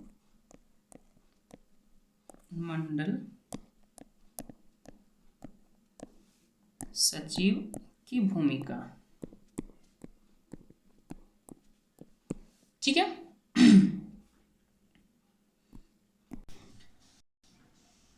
मंत्रिमंडल सचिव के कार्यालय और इनके कार्य का स्वरूप समय के साथ बदलता रहता है। ठीक है। प्रशासनिक सुधार आयोग ने 1969 ने सिफारिश की कि मुख्य सचिव को 3 वर्ष की अवधि के लिए नियुक्त किया जाना चाहिए। 3 वर्ष की सेवा अवधि की सिफारिश इसलिए की गई थी ताकि अधिकारी सिविल सेवा को प्रभावकारी नेतृत्व प्रदान कर सके। हाल ही में एनडीए सरकार ने प्रशासनिक सुधार आयोग की यह सिफारिश स्वीकार की है और मंत्रिमंडल सचिव को 2 वर्ष की निश्चित अवधि के लिए नियुक्त किया जाना चाहिए। ठीक है। पहली नियुक्ति टी.आर. प्रसाद की हुई। मंत्रिमंडल सचिव सिविल सेवा के सदस्य होता है। ठीक है। सिविल सेवा का सदस्य होता है और सचिव की समिति की अध्यक्षता करता है। यह समिति अंतर मंत्रालय और मामलों और अंतर मंत्रालय के मामलों और सरकार के संबंध रखने वाले विषयों को देखती है। ठीक है। मंत्रिमंडल द्वारा भी समितियों को मामले भेजे जाते हैं। समितियां संबंधित मंत्रालय को निर्णय की सिफारिश करती है, परंतु ये समितियां मामलों पर निर्णय नहीं ले सकती। ठीक है। सरकार में सभी उच्च नियुक्तियों का नियंत्रण सीधे मंत्रिमंडल सचिव द्वारा किया जाता है। 1950 में या 1950 के प्रारंभ से ही यह प्रक्रिया अपनाई गई कि मंत्रिमंडल सचिव आमतौर पर मंत्रिमंडल अथवा इसकी समितियों के कागजात तैयार नहीं करता और न ही मंत्रिमंडल के लिए कार्यसूची के कागजात की विस्तृत समीक्षा करना अपना दायित्व होता है। ठीक है। उसका अपना दायित्व होता है। उसका कार्य यह सुनिश्चित करना होता है कि नोट स्वतः पूर्ण हो और विचार विमर्श के लिए उपयुक्त ब्यौरे दिए गए हों। कभी कभी स्पष्टीकरण भी मांगा जा सकता है अथवा संबंधित मंत्रालय के साथ संशोधन के लिए मुद्दे उठाए जा सकते हैं। मंत्रिमंडल सचिव मंत्रिमंडल और इसकी समितियों की सभी बैठकों में उपस्थित रहता है। यह मंत्रिमंडल समिति की कार्यसूची को तैयार करने, मदों की प्राथमिकता और विषयों के आवंटन के प्रति उत्तरदायी होता है। इन्हें प्रधानमंत्री द्वारा स्वीकृति प्रदान की जाती है। इन मामलों में मंत्रिमंडल सचिव को राष्ट्रीय प्राथमिकता और मंत्रालय द्वारा जो कुछ भी महत्वपूर्ण समझा जाता है ध्यान में रखते हुए अपने निर्णय देने पड़ते हैं। मंत्रिमंडल से संबंधित कार्यवृत्त जो है वो मंत्रिमंडल सचिव तैयार करता है और वह लिए गए निर्णय की सूचना मंत्रालय को भेजता है।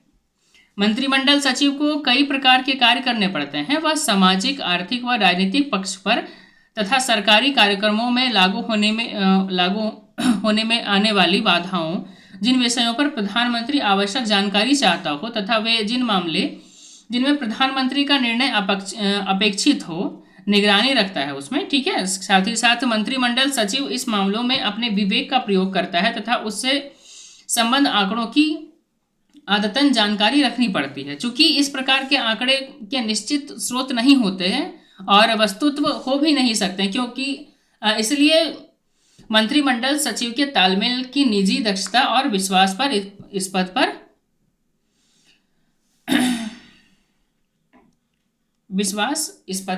की दो महत्वपूर्ण आवश्यकताएं हैं। क्या क्या?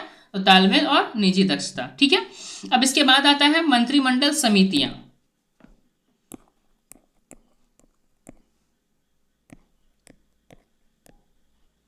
मंत्रिमंडल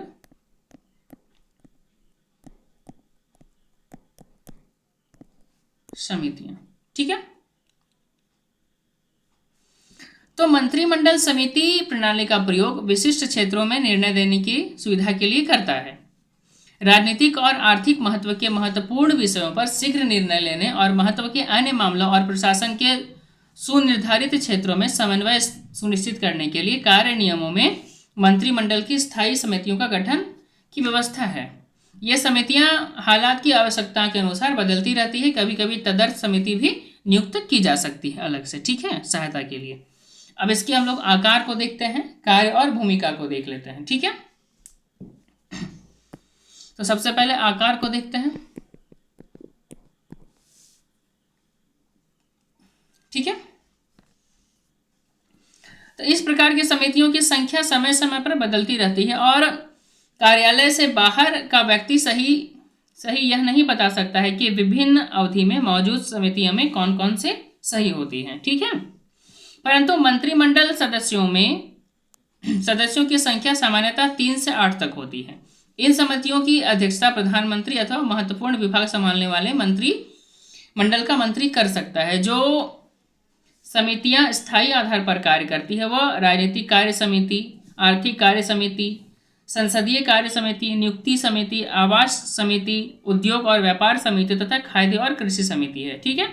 इनमें सर्वाधिक शक्तिशाली समिति राजनीतिक समिति होती है।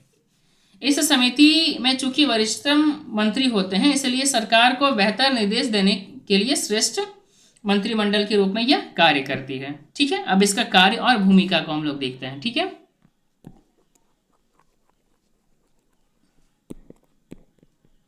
कार्य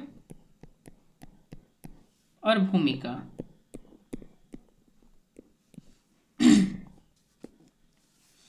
तो मंत्रिमंडल समितियां प्रशासन के स्पष्ट तथा परिभाषित क्षेत्र में समन्वय स्थापित करने तथा मंत्रिमंडल के कार्यभार को कम करने के माध्यम है। ठीक है। यह सब इन समितियों की सदस्यता में लचीलापन होने के कारण मंत्रीगण विचार विनिमय कर सकते हैं और मंत्रिमंडल के हस्तक्षेप के बगैर समिति से समाधान निकाल सकते हैं।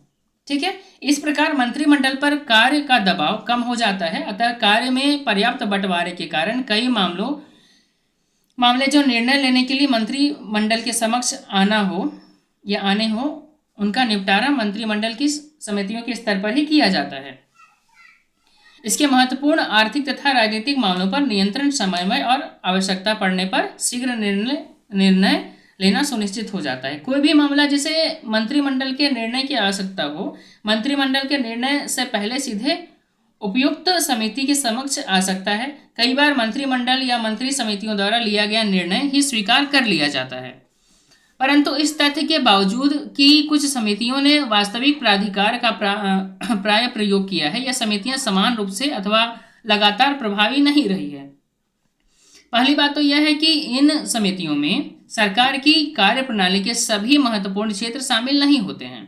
दूसरे ये कि कोई भी मामला अपने हाथ में यह नहीं ले सकती जब तक कि इसे संबंधित मंत्री अथवा मंत्रिमंडल द्वारा भेजा ना गया हो। इन समितियों की बैठक नियमित रूप से नहीं होती। प्रभावशाली न होने का यह भी एक कारण है कि जटिल समस्याओं पर ध्यान दिए जाने के लिए तथा महत्वपूर्ण नीतियों और कार्यक्रमों को लागू होने की प्रगति पर लगातार निगरानी के लिए इन बैठकों के नियमित रूप से होना अत्यंत आवश्यक हो जाता है। ठीक है, अब इसके बाद हम लोग देखते हैं केंद्रीय सचिवालय संगठन एवं कार्य। ठीक है,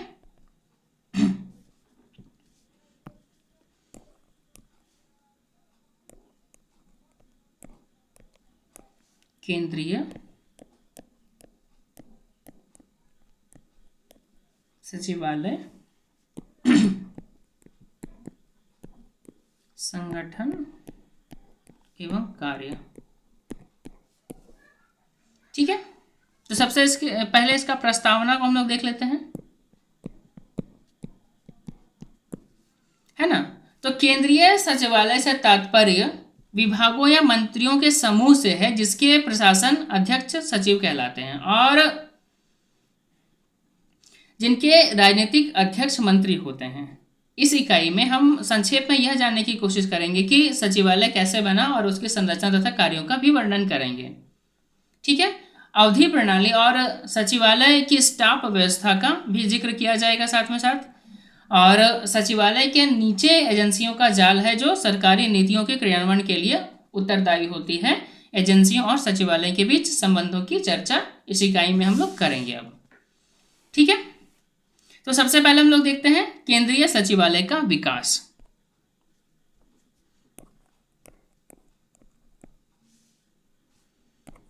केंद्रीय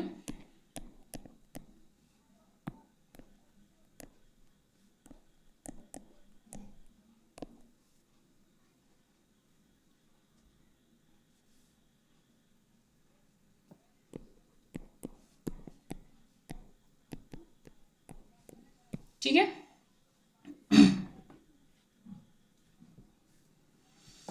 तो शुरू में भारत में सचिवालय का निर्देश ब्रिटिश भारत के गवर्नर जनरल के कार्यालय से था, किंतु भारत में केंद्रीय सरकार की प्रवृत्ति, लक्ष्यों और उद्देश्यों में परिवर्तन के अनुसार 200 वर्षों के विकास काल में केंद्रीय सचिवालय के आकार और क्रियाकलापों में भारी अंतर आ गया है। 18वीं शताब्दी के अंत में केंद्रीय सरकार में एक गवर्नर जनरल यानी कि 3 पार्षद तथा 4 विभागों का सचिव होता था। इनमें से प्रत्येक एक सचिव के अधीन कार्य करता था और एक मुख्य सचिव उनके ऊपर होता था। 100 वर्ष बाद 1919 में लॉर्ड मैग्नेटिव चैम्सफोर्ड सुधार की पूर्व संध्या में भारत सरकार ने गवर्नर जनरल 7 सदस्यों और 9 सचिवालय विभाग थे उसमें। ठीक है, 1949 में द्वितीय महायुद्ध के छिड़ने तक यह संख्या इतनी ही रही। 1919 में केंद्रीय सरकार डाक, तार, रेल जैसा कुछ विषय पर सीधा प्रशासन करती थी। बाकी अन्य विषयों के क्रियान्वयन का कार्य स्थानीय प्रांतीय सरकार पर छोड़ दिया जाता था। 1919 के सुधार के शुरू होते ही इस स्थिति में एक बड़ा परिवर्तन आया, जिससे कार्यों की पहली बार केंद्रीय और प्रांतीय सरकारों में विभाजन कर दिया गया। केंद्रीय और प्रांतीय सरकार दोनों नीति और प्रशासन दोनों के लिए जिम्मेदार बना दी गई। परिणाम स्वरूप सचिवालय का कार्य केवल नीति बनाने, देखभाल करने और समन्वय स्थापित करने वाली एजेंसी से बदलकर कार्यपालक एजेंसी भी हो गया। ठीक है, 1937 में प्रांतीय स्वायत्तता दिए जाने तथा द्वितीय महायुद्ध छिड़ जाने के कथित प्रक्रिया में तेजी आ गई। परिणाम स्वरूप केंद्रीय सचिवालय चौगुना हो गया और उसके कुल अधिकारियों की संख्या लगभग 200 तक पहुंच गई। ठीक है, भारत सरकार अभी युद्ध के बाद की सैन्य विघटन और पुनर्निर्माण की समस्याओं से जूझ ही रही थी कि स्वतंत्रता मिल गई और उसके साथ ही देश का विभाजन भी हो गया। इस कारण प्रारंभ से ही नई सरकार को अनेक समस्याओं का सामना करना पड़ा, जैसे पाकिस्तान में आए शरणार्थी का पुनर्वास, है ना, पाकिस्तान से जो आया था शरणार्थी, उन लोगों का पुनर्वास, जम्मू और कश्मीर में बाह्य आक्रमण, देशी राज्यों का राष्ट्रीय संघ में एकीकरण, आंतरिक सुरक्षा, आवश्यक वस्तुओं की कमी तथा ब्रिटिश अधिकारियों के स्वदेश वापस जाने और अनेक मुसलमान अधिकारियों के पाकिस्तान चले जाने के कारण कर्मचारी की कमी की गंभीर समस्या सामने थी। ठीक है, साथ ही कल्याणकारी राज्य का लक्ष्य अपनाया गया और फलस्वरूप प्रशासनिक मशीनरी पर, जिस पर पहले से ही काफी बोझ था, अब और भी बोझ बढ़ गया। इस समय 1948 में औद्योगिक नीति संकल्प द्वारा सार्वजनिक क्षेत्र में व्यापक विस्तार की प्रक्रिया आरंभ हुई। इस वृहद विस्तार का अवश्य भावी परिणाम यह हुआ कि सरकार के कार्यों, उत्तरदायित्व और कर्मचारियों की संख्या में वृद्धि के कारण विभागों की संख्या में उल्लेखनीय बहुत ज्यादा वृद्धि हो गया। ठीक है, अब इसके बाद हम लोग देखते हैं इसका अभिप्राय। ठीक है,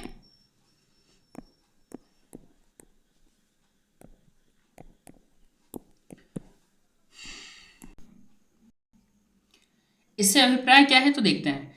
तो केंद्रीय सचिवालय का भारतीय प्रशासन में मुख्य स्थान है। सचिवालय से तात्पर्य विभिन्न मंत्रालय या विभाग के समूह से हैं।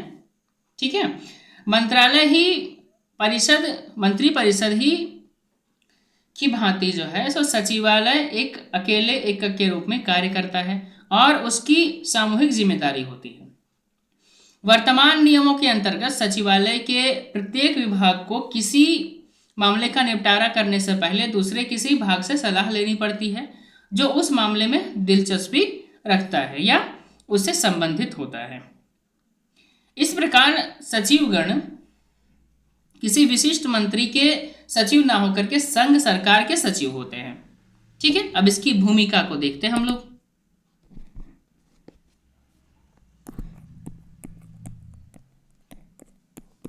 भूमिका, ठीक है, तो सचिवालय सरकारी नीतियां बनाने में मंत्रियों की मदद करते हैं। मंत्रीगण पर्याप्त आधार सामग्री, पूर्व उदाहरण और दूसरी प्रासंगिक सूचना के आधार पर उन नीतियों को अंतिम रूप देते हैं। सचिवालय यह सब सामग्री मंत्री को उपलब्ध कराता है और इस प्रकार उसे नीति बनाने में मदद देता है। ठीक है, दूसरी बात यह है कि सचिवालय मंत्रियों को एक विधायी कार्यों में भी मदद देता है। सचिवालय विधानमंडल में पेश करने के लिए विधायी मसौदा भी तैयार करता है। यह संसदीय प्रश्नों के उत्तर तथा विभिन्न संसदीय समितियों के लिए प्रासंगिक सूचना भी एकत्रित करता है। चौथी बात यह है कि यह एक व्यापक दृष्टिकोण अपनाते हुए किसी समस्या की विस्तृत छानबीन करता है। यदि आवश्यकता हो तो दूसरी अन्य पार्श्विक एजेंसियों जैसे विधि या वित्त मंत्रालय को अनुमोदन भी प्राप्त कर सकता है। ठीक है, साथ ही किसी विशिष्ट मामले में से संबंधित अन्य संगठनों को भी सलाह लेता है। सरकारी निर्णयों से संबंधित प्रारंभिक कार्रवाई सचिवालय में ही होती है। पांचवी बात यह है कि सचिवालय एक सरकार और दूसरी संबद्ध एजेंसियां जैसे योजना आयोग, वित्तीय आयोग के आदि के बीच में संप्रेषण के मुख्य माध्यम के रूप में कार्य करता है। और अंत में सचिवालय यह भी सुनिश्चित करता है कि क्षेत्र अधिकारी सरकार की नीतियों और निर्णयों को दक्षता और मितव्ययिता के साथ क्रियान्वित करें। ठीक है, अब हम लोग देखते हैं केंद्रीय सचिवालय की कार्य को। ठीक है,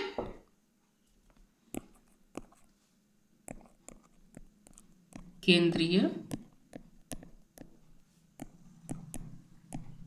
सचिवालय के कार्य। ठीक है, तो भारत की केंद्रीय सचिवालय व्यवस्था दो सिद्धांतों पर आधारित है। कौन कौन सा? पहला सिद्धांत है नीति बनाने की कार्य को नीति क्रियान्वयन के कार्य से अलग रखना आवश्यक है। दूसरा, अवधि प्रणाली के अधीन काम करने वाले अधिकारियों का संवर्ग बनाए रखना सचिवालय व्यवस्था की कार्य संचालन की पहली शर्त है। ठीक है, अब इसको देखते हैं हम लोग। तो केंद्रीय सचिवालय सरकार की नीति बनाने वाली संस्था है और कुछ कामों में यह तब तक क्रियान्वित नहीं करेगा, कुछ कामों को यह तब तक क्रियान्वित नहीं करेगा जब तक कि इसे या इनको पूरा करने के लिए सरकारी एजेंसियों की कमी के कारण ऐसा करना जरूरी ना हो जाए। ठीक है, साधारणतया केंद्रीय सचिवालय जो कार्य करते हैं कुछ इस प्रकार से हैं। कौन कौन से हैं? तो नीति बनाने तथा संसदीय कार्य करने में मंत्रियों की मदद करना। दूसरा, विधान नियमावली और कार्यविधि नियम बनाना। तीसरा जो है सो क्षेत्र यानी कि सेक्टर संबंधी योजना और कार्यक्रम बनाना। उसके बाद चौथा जो आपका आता है वो केंद्रीय या मानी ऐसा कह सकते हैं मंत्रालय या विभाग का बजट और खर्च पर नियंत्रण रखना। साथ ही साथ जो कार्यक्रम और जो कार्य चलाए जा रहे हैं उनका वित्तीय और प्रशासनिक अनुमोदन लेना तथा उसमें बाद में संशोधन करना। साथ ही साथ कार्यपालक विभागों या अर्ध स्वायत्त क्षेत्र एजेंसियों की नीतियों के निष्पादन का निरीक्षण और नियंत्रण करना। साथ ही साथ मंत्रालय या विभाग और उसकी कार्यपालकीय एजेंसी में अधिकाधिक कर्मियों और संगठनों यानी कि कार्मिकों और संगठनों में क्षमता विकसित करने के लिए कदम उठाना। ठीक है, इसके बाद हम लोग देखते हैं सचिवालय की संरचना को। ठीक है,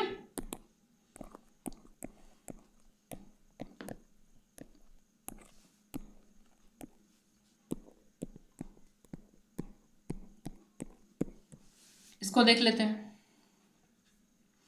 तो केंद्रीय सचिवालय विभिन्न विभागों और मंत्रालयों का समूह है। मंत्रालय अपने जिम्मेदारियों के कार्य क्षेत्र के अंदर जो सरकार की नीति बनाने के साथ साथ उस नीति के क्रियान्वयन और समीक्षा के लिए जिम्मेदार है।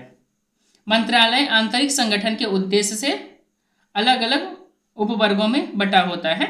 ठीक है, और प्रत्येक उपवर्ग का एक अधिकारी के अधीन होता है वो। ठीक है, तो कौन कौन सा विभाग है देखते हैं आपको। ठीक है, देखिए सबसे पहले हो गया विभाग। इसमें क्या क्या होते हैं? सचिव या अपर सचिव। ठीक है, अपर या विशेष सचिव ऐसे ही लिखते हैं ना, या विशेष सचिव। इसके बाद आता है इसका उप विभाग, विभाग के बाद। ठीक है, इसमें होते हैं अपर या संयुक्त सचिव।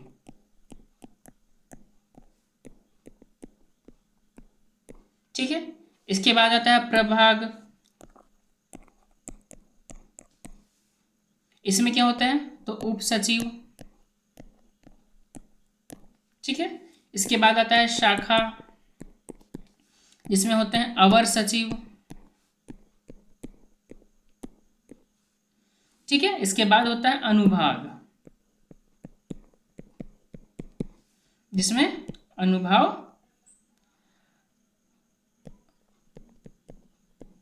अनुभाग अधिकारी होते हैं इसमें। ठीक है, क्लियर है? तो इन एककों में निम्नतम अनुभाग है जो हम अभी आपको यूनिट बताएं। इसमें सबसे छोटा क्या है? तो अनुभाग है। ठीक है, जिसका प्रधान जो होता है वो अनुभाग अधिकारी होता है और उसमें कोई सहायक या क्लर्क हो गया, टाइपिस्ट हो गया, चपरासी, ये सब होते हैं उसके सहायक के तौर पर। ठीक है, वह उस विषय से संबंधित कार्य करता है जो उसे सौंपा जाता है। इसे कार्यालय भी कहा जा सकता है।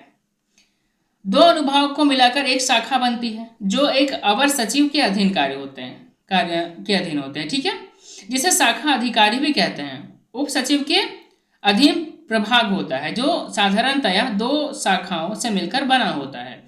जब किसी मंत्रालय में इतना काम अधिक हो जाता है कि एक के लिए उसे संपन्न करना असंभव हो जाता है तो एक या एक से अधिक यानी कि दो उप विभाग भी बनाए जाते हैं और प्रत्येक उप विभाग एक संयुक्त सचिव के अधीन होता है। ठीक है, तो इस पदानुक्रम में सबसे ऊपर जो होता है वो विभाग होता है। ठीक है, जिसका अध्यक्ष स्वयं सचिव या कुछ मामलों में अपर या विशेष सचिव होता है। कुछ मामलों में विभाग मंत्रालय की ही तरह स्वायत्त और दर्जा में भी उसके बराबर होता है ये। ठीक है, इसके बाद हम लोग देखते हैं विभाग और मंत्रालय को। ठीक है, विभाग या मंत्रालय। तो विभाग और मंत्रालय के बीच भेद को इस प्रकार स्पष्ट किया जा सकता है कि मंत्रालय मंत्री के और विभाग सचिव के अधीन होता है। यद्यपि मंत्री यानी कि मंत्रालय मंत्री के अधीन होता है और उसके प्रशासनिक प्रभाग का एक ये जो प्रभाग होता है वो एक समान नहीं होता है। किसी मंत्रालय में विभाग भी नहीं हो सकता है या उसमें एक से अधिक विभाग भी हो सकता है जिसमें यह औपचारिकता या औपचारिक रूप से बटा होता है। ठीक है। यद्यपि विभाग को सचिव के अधीन माना जाता है। ठीक है। सभी सचिव एक बराबर वेतन पाने पर भी यह जरूरी नहीं कि वे दर्जे भी उनके समान हो। मंत्रालय में 2 या 2 से अधिक सचिव हो सकते हैं जो मंत्रालय के काम के किसी विशिष्ट खंड या उसके अंतर्गत विभाग के कार्य को संभालते हैं। पर इसके अलावा एक सचिव भी होता है जो पूरे मंत्रालय का अध्यक्ष और प्रतिनिधित्व होता है। ठीक है।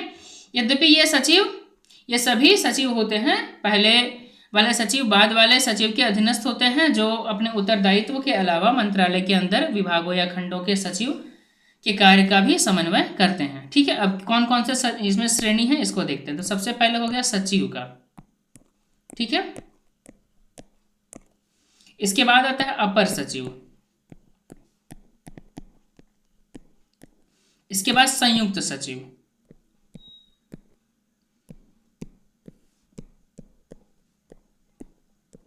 ठीक है। इसके बाद उप सचिव और लास्ट में होता है अवर सचिव।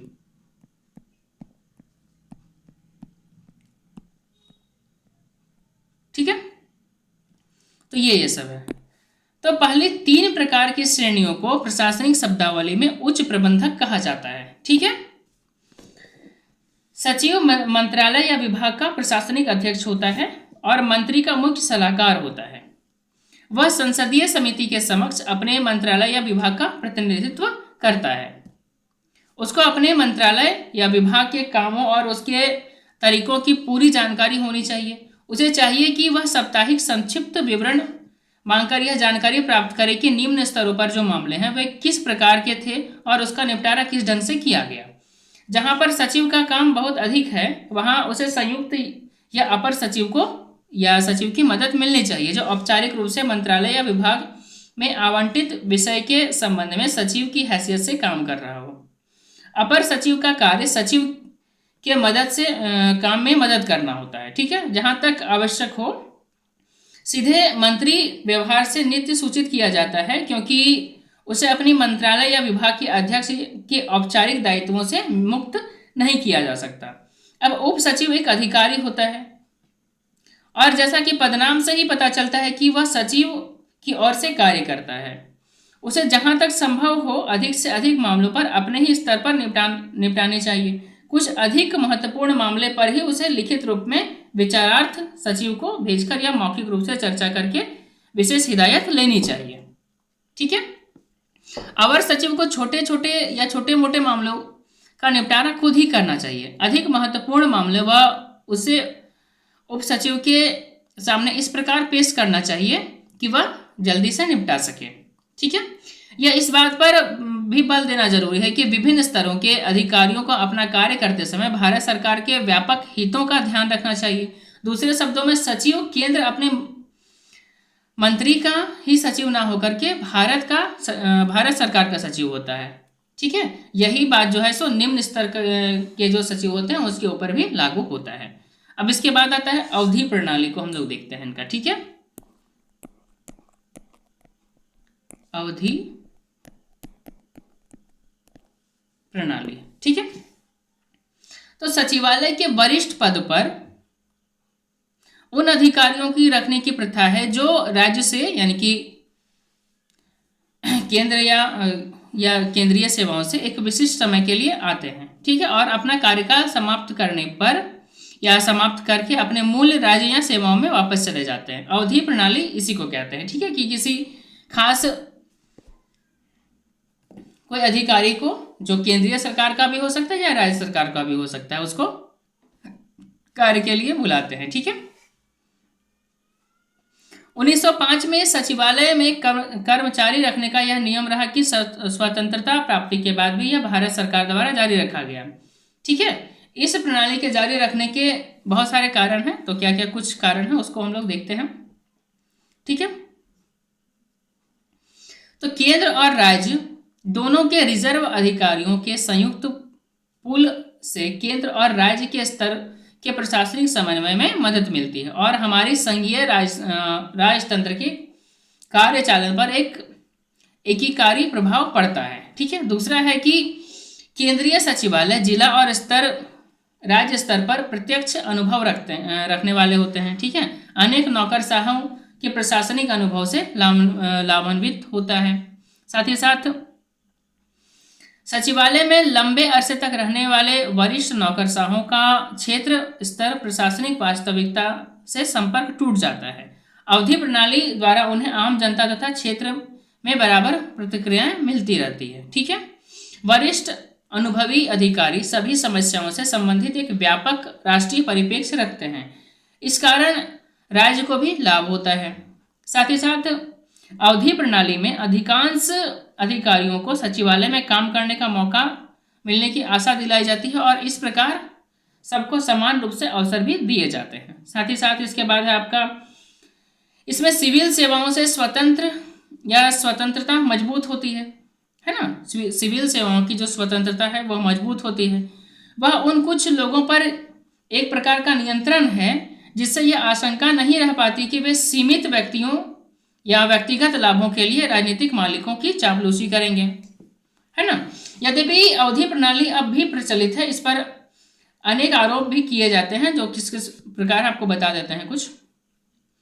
तो सचिवालय में धीरे धीरे नौकरशाहों का काम विशिष्ट होता जा रहा है। अवधि प्रणाली मूलतः सामान्य सिविल कर्मचारी की उच्च दक्षता या मिथ्या पर आधारित है। ठीक है।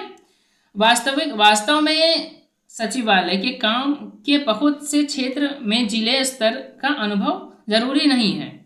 साथ ही साथ अवधि प्रणाली के कारण नौकरशाहों कामों के लिए कार्यालय व्यवस्था पर अधिक निर्भर हो गए हैं। साथ ही परिणाम स्वरूप सचिवालय का अति नौकरशाहीकरण भी हो गया है।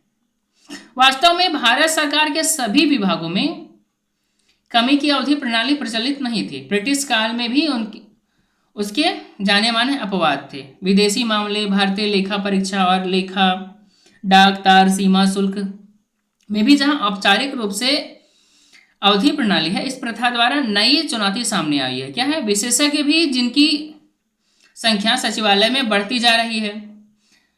सचिवालय से दूर क्षेत्रों में बारी बारी से नहीं आते जाते।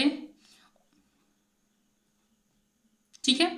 1957 में केंद्रीय प्रशासनिक पुल के निर्माण में भी इस व्यवस्था पर महत्वपूर्ण प्रकाश डाला है। यह पुल भारतीय प्रशासनिक सेवाओं में से चुने हुए अधिकारी को लेकर बनाया गया था। इसमें 2 श्रेणियों के पद थे, साधारण कार्य और विशेष कार्यों के लिए पुल व्यवस्था।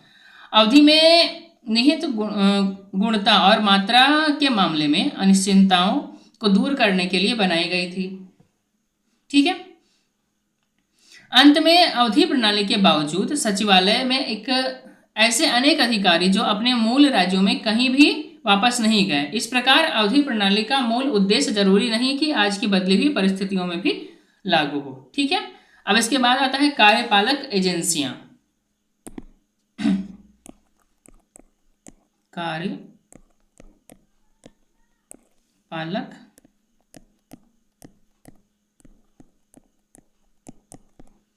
एजेंसियां। ठीक है। तो पूरे देश में अनेक प्रकार की प्रशासकीय एजेंसियां हैं जिनका काम सचिवालय में निश्चित की गई नीतियों को क्रियान्वित करना है। ठीक है। इन एजेंसियों को कार्यपालक एजेंसियां कहा जाता है और इनका श्रेणियों में वर्गीकरण किया जा सकता है। ठीक है। अब क्या क्या है इसके विषय में हम लोग देख लेते हैं। सबसे पहले इसका अभिप्राय हम लोग देखेंगे।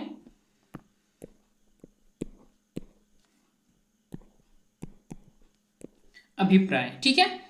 सचिवालय के नीचे एजेंसियों का जाल है जो सरकार के नीतियों के निष्पादन के लिए जिम्मेदार है। सरकारी कार्यों में नियमित विस्तार और बढ़ती हुई जटिलता के परिणाम स्वरूप कार्य की अपेक्षाओं के अनुरूप विभिन्न कार्यपालक एजेंसियां बनाई गई हैं। ठीक है। अब इसका हम लोग थोड़ा वर्गीकरण देख लेते हैं।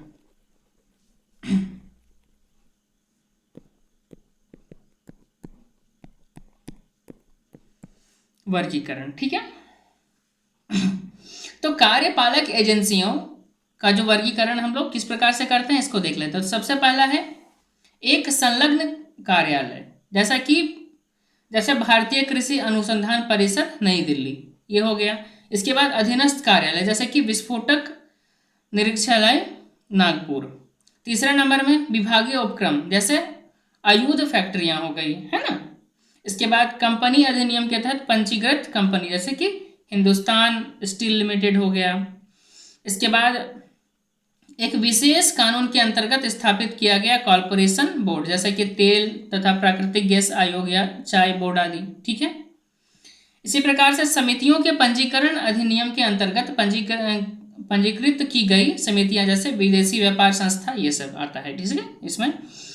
तो ऐसे भी उदाहरण मिले हैं जहां कार्यपालक एजेंसियां मंत्रालय के अभिन्न अंग के रूप में कार्य कर रही है, जैसे कि वाणिज्य मंत्रालय का प्रदर्शनी निदेशालय, ठीक है, ये सब। इसके बाद हम लोग देखते हैं सचिवालय तथा कार्यपालक एजेंसियों के बीच का जो संबंध है इसको, ठीक है। तो सचिवालय तथा कार्यपालक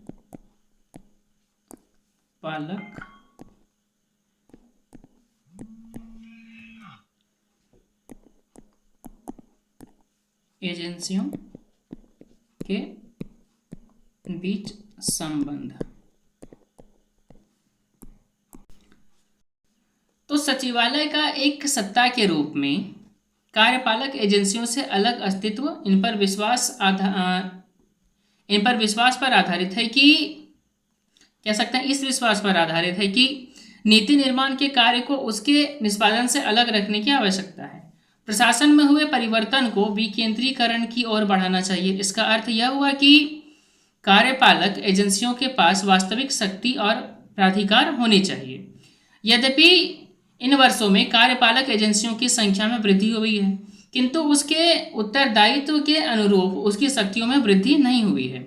सामान्यतया यह जानते हैं कि नीति निष्पादन के बहुत से काम सचिवालय करता है और जो मौलिक रूप के या मौलिक स्वरूप के हैं, और उन्हें आसानी से कार्यपालक एजेंसियों को सौंपा जा सकता है। फिर भी ध्यान देने योग्य बात यह है कि सचिवालय और कार्यपालक एजेंसियों के बीच धीरे धीरे सहयोगशील और सौम्य होने के बजाय उनमें काफ़ी मनमुटाव और तनाव रहा है।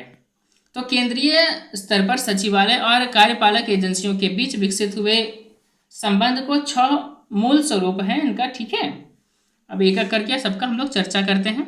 तो सबसे पहला जो है सो मंत्रालय और कार्यपालक विभाग के अध्यक्ष के बीच पूर्ण सामंजस्य है। इसके उदाहरण है कि रेलवे बोर्ड और रेल मंत्रालय, डाक तार बोर्ड और संचार मंत्रालय, यह स्वरूप उन संगठनों के लिए सबसे अधिक उपयुक्त है जो प्रचलन या वाणिज्य के काम करते हैं, ठीक है। दूसरा यह है कि जिनमें मंत्रालय का वरिष्ठ अधिकारी कार्यपालक विभाग के अध्यक्ष के रूप में कार्य करता है। इस प्रकार के मंत्रालय में स्थिति एक सामान्य कार्यालय की सहायता से वह नीति बनाने और उसके क्रियान्वयन दोनों का जिम्मेदार होता है। कृषि विभाग का अपर सचिव खाद्य और महानिदेशक होता है, परंतु इस स्वरूप का सबसे बड़ा दोष यह है कि इस व्यवस्था द्वारा सचिवालय तथा कार्य विभाग के अध्यक्ष के कार्य अस्पष्ट हो जाते हैं, ठीक है। इसके बाद आपका आता है तीसरा नंबर। तो मंत्रालय के कार्यालय का कार्यपालक विभाग के कार्यालय से विलय हो जाता है। यह सामान्य कार्यालय सचिवालय कार्यालय और कार्यपालक कार्यालय के अधिकारियों दोनों की ही सहायता करता है। तो इस व्यवस्था का लाभ यह है कि किसी भी प्रशासनिक योजना की जांच एक ही बार होती है। इस प्रकार मामलों का निपटान शीघ्र हो जाता है और दूसरे इसमें काफ़ी बचत होती है, क्योंकि कार्यालय के रखरखाव पर खर्च कम हो जाता है, ठीक है। साथ ही साथ इसके बाद जो चौथा नंबर का आता है वो है मंत्रालय के कार्यपालक विभाग के अभी भी अलग अलग कार्यालय हैं, पर उनकी सामान्य फाइलें और सामान्य फाइल केंद्र होते हैं जो सभी कार्यपालक एजेंसी के संगठन में स्थित होते हैं। इस स्वरूप से कई महत्वपूर्ण लाभ है, परंतु इससे अलग अलग कार्यालयों में दोहरे अधिकारी वर्ग और दोहरे छानबीन की समस्या हल नहीं होती। रक्षा मंत्रालय की वायुसेना मुख्यालय इसके अच्छे उदाहरण हम लोग के तौर पर ले सकते हैं। ठीक है, 5वां नंबर में है कि सचिवालय और कार्यपालक विभाग में अभी भी अलग कार्यालय और अलग फाइलें होती हैं, परंतु कार्यपालक कार्यालय के अध्यक्ष को पदेन सचिवालय का दर्जा दिया जाता है। इस प्रकार वस्त्र आयुक्त वाणिज्य मंत्रालय का पदेन संयुक्त सचिव होता है। ठीक है, अब इसका क्या क्या लाभ है थोड़ा इसको देख लेते हैं। तो इस अवस्था में समय के साथ साथ कई कागजी कार्रवाई का पर्याप्त बचत होती है ना, क्योंकि निपटान के लिए प्रत्येक मामला सचिवालय तक नहीं पहुंचता। स्वीकृति नीति एक से अधिक प्रभावशाली तरीके से निष्पादित की जाती है, क्योंकि कार्यालय की अध्यक्ष होने के नाते तथा उसके सचिवालय पद के कारण वह उस पृष्ठभूमि से भली भांति परिचित होते हैं जिनमें वह नीति बनाई गई थी।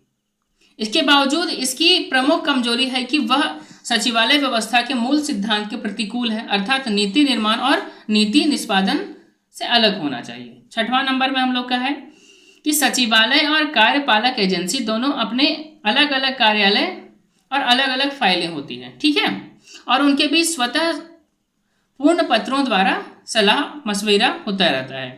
केंद्र और राज्य दोनों में यह सामान्य स्वरूप है। यह स्वरूप कर्मचारियों और व्यवस्थाओं के बीच द्विभाजन पर आधारित है। ठीक है, मंत्रालय प्रबंधक है, कार्यपालक सूत्र है। इसका एक उदाहरण आकाशवाणी निदेशालय का सूचना और प्रसारण मंत्रालय के बीच संबंध है। दूसरे शब्दों में इस स्वरूप में किसी प्रस्तावना या किसी प्रस्ताव की छानबीन करते समय एक निश्चित परिप्रेक्ष्य सामने आता है। दूसरी बात यह है कि वह सदैव ही वांछनीय रहा है, ठीक है, कि एक सामान्य किसी विशेषज्ञ की योजना की समीक्षा करे। तीसरी बात यह है कि इस व्यवस्था द्वारा सचिवालय और कार्यपालक एजेंसियों के बीच का काम विभाजित हो जाता है। पहली नीति निर्माण पर ध्यान केंद्रित करती है और दूसरी उन नीतियों के निष्पादन पर। इस व्यवस्था की सबसे बड़ी बुराई यह है कि यह योजना दो भिन्न कार्यालयों में तैयार की जाती है। इससे काम दुगना हो जाता है और देरी होती है। तो इस प्रकार प्रत्येक स्वरूप के हानि और लाभ दोनों हैं। संबंधों के स्वरूप के बारे में कोई बंधे बंधाए नियम नहीं बनाए जा सकते हैं जो सरकारी क्रियाकलापों के किसी विशिष्ट क्षेत्र के अनुकूल हो। यह ढांचा इस प्रकार बनाया जाना चाहिए कि वह क्रियाकलाप के स्वरूप या संगठन के पूर्व अनुभव के अनुकूल हो। इसके बावजूद साधारणतया दोनों एकदम अलगाव और एकदम विलय अभिप्रेरित नहीं है। ठीक है, ठीक है। इसके बाद का जो टॉपिक है वो है अधीनस्थ कार्यालय। ठीक है,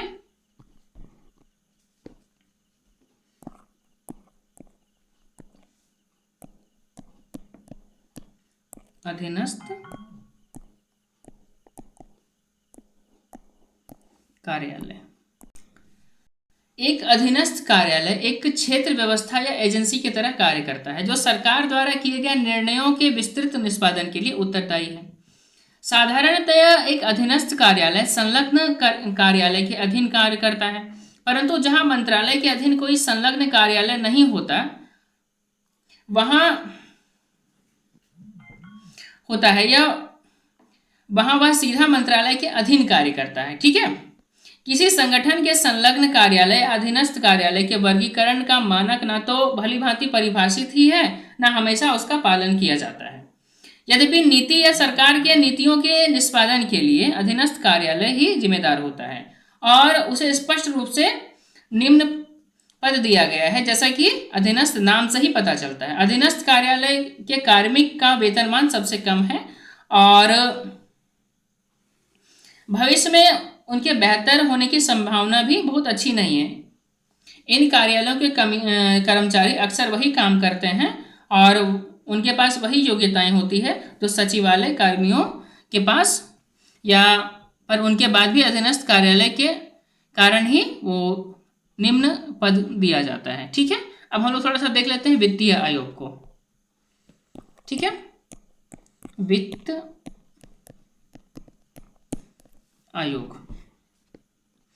तो भारतीय संविधान के अनुच्छेद 280 में वित्तीय आयोग का प्रावधान किया गया है। इसका गठन एक अध्यक्ष तथा 4 सदस्यों से मिलकर होता है। ठीक है। राष्ट्रपति द्वारा वित्तीय आयोग के अध्यक्ष तथा सदस्यों की नियुक्ति 5 वर्ष के लिए की जाती है। वित्तीय आयोग के अध्यक्ष एवं सदस्यों के लिए योग्यताओं का निर्धारण संसद द्वारा किया जाता है। चौथा नंबर में वित्तीय आयोग का अध्यक्ष ऐसा व्यक्ति हो सकता है जिसे सार्वजनिक क्षेत्र का अनुभव प्राप्त होता है। ठीक है। और 5वां नंबर में वित्तीय आयोग के सदस्य के लिए आवश्यक है कि वह उच्च न्यायालय के न्यायाधीश होने की योग्यता रखता हो या ऐसे व्यक्ति जिन्हें वित्तीय विषयों और वित्तीय लेखा तथा प्रशासन का व्यापक ज्ञान हो और अनुभव प्राप्त हो। ठीक है। चलिए, तो ये चैप्टर आपका यहीं समाप्त होता है। अब मिलेंगे हम लोग कल राज्य प्रशासन में। ठीक है। तब तक के लिए धन्यवाद। अपना ख्याल रखिएगा।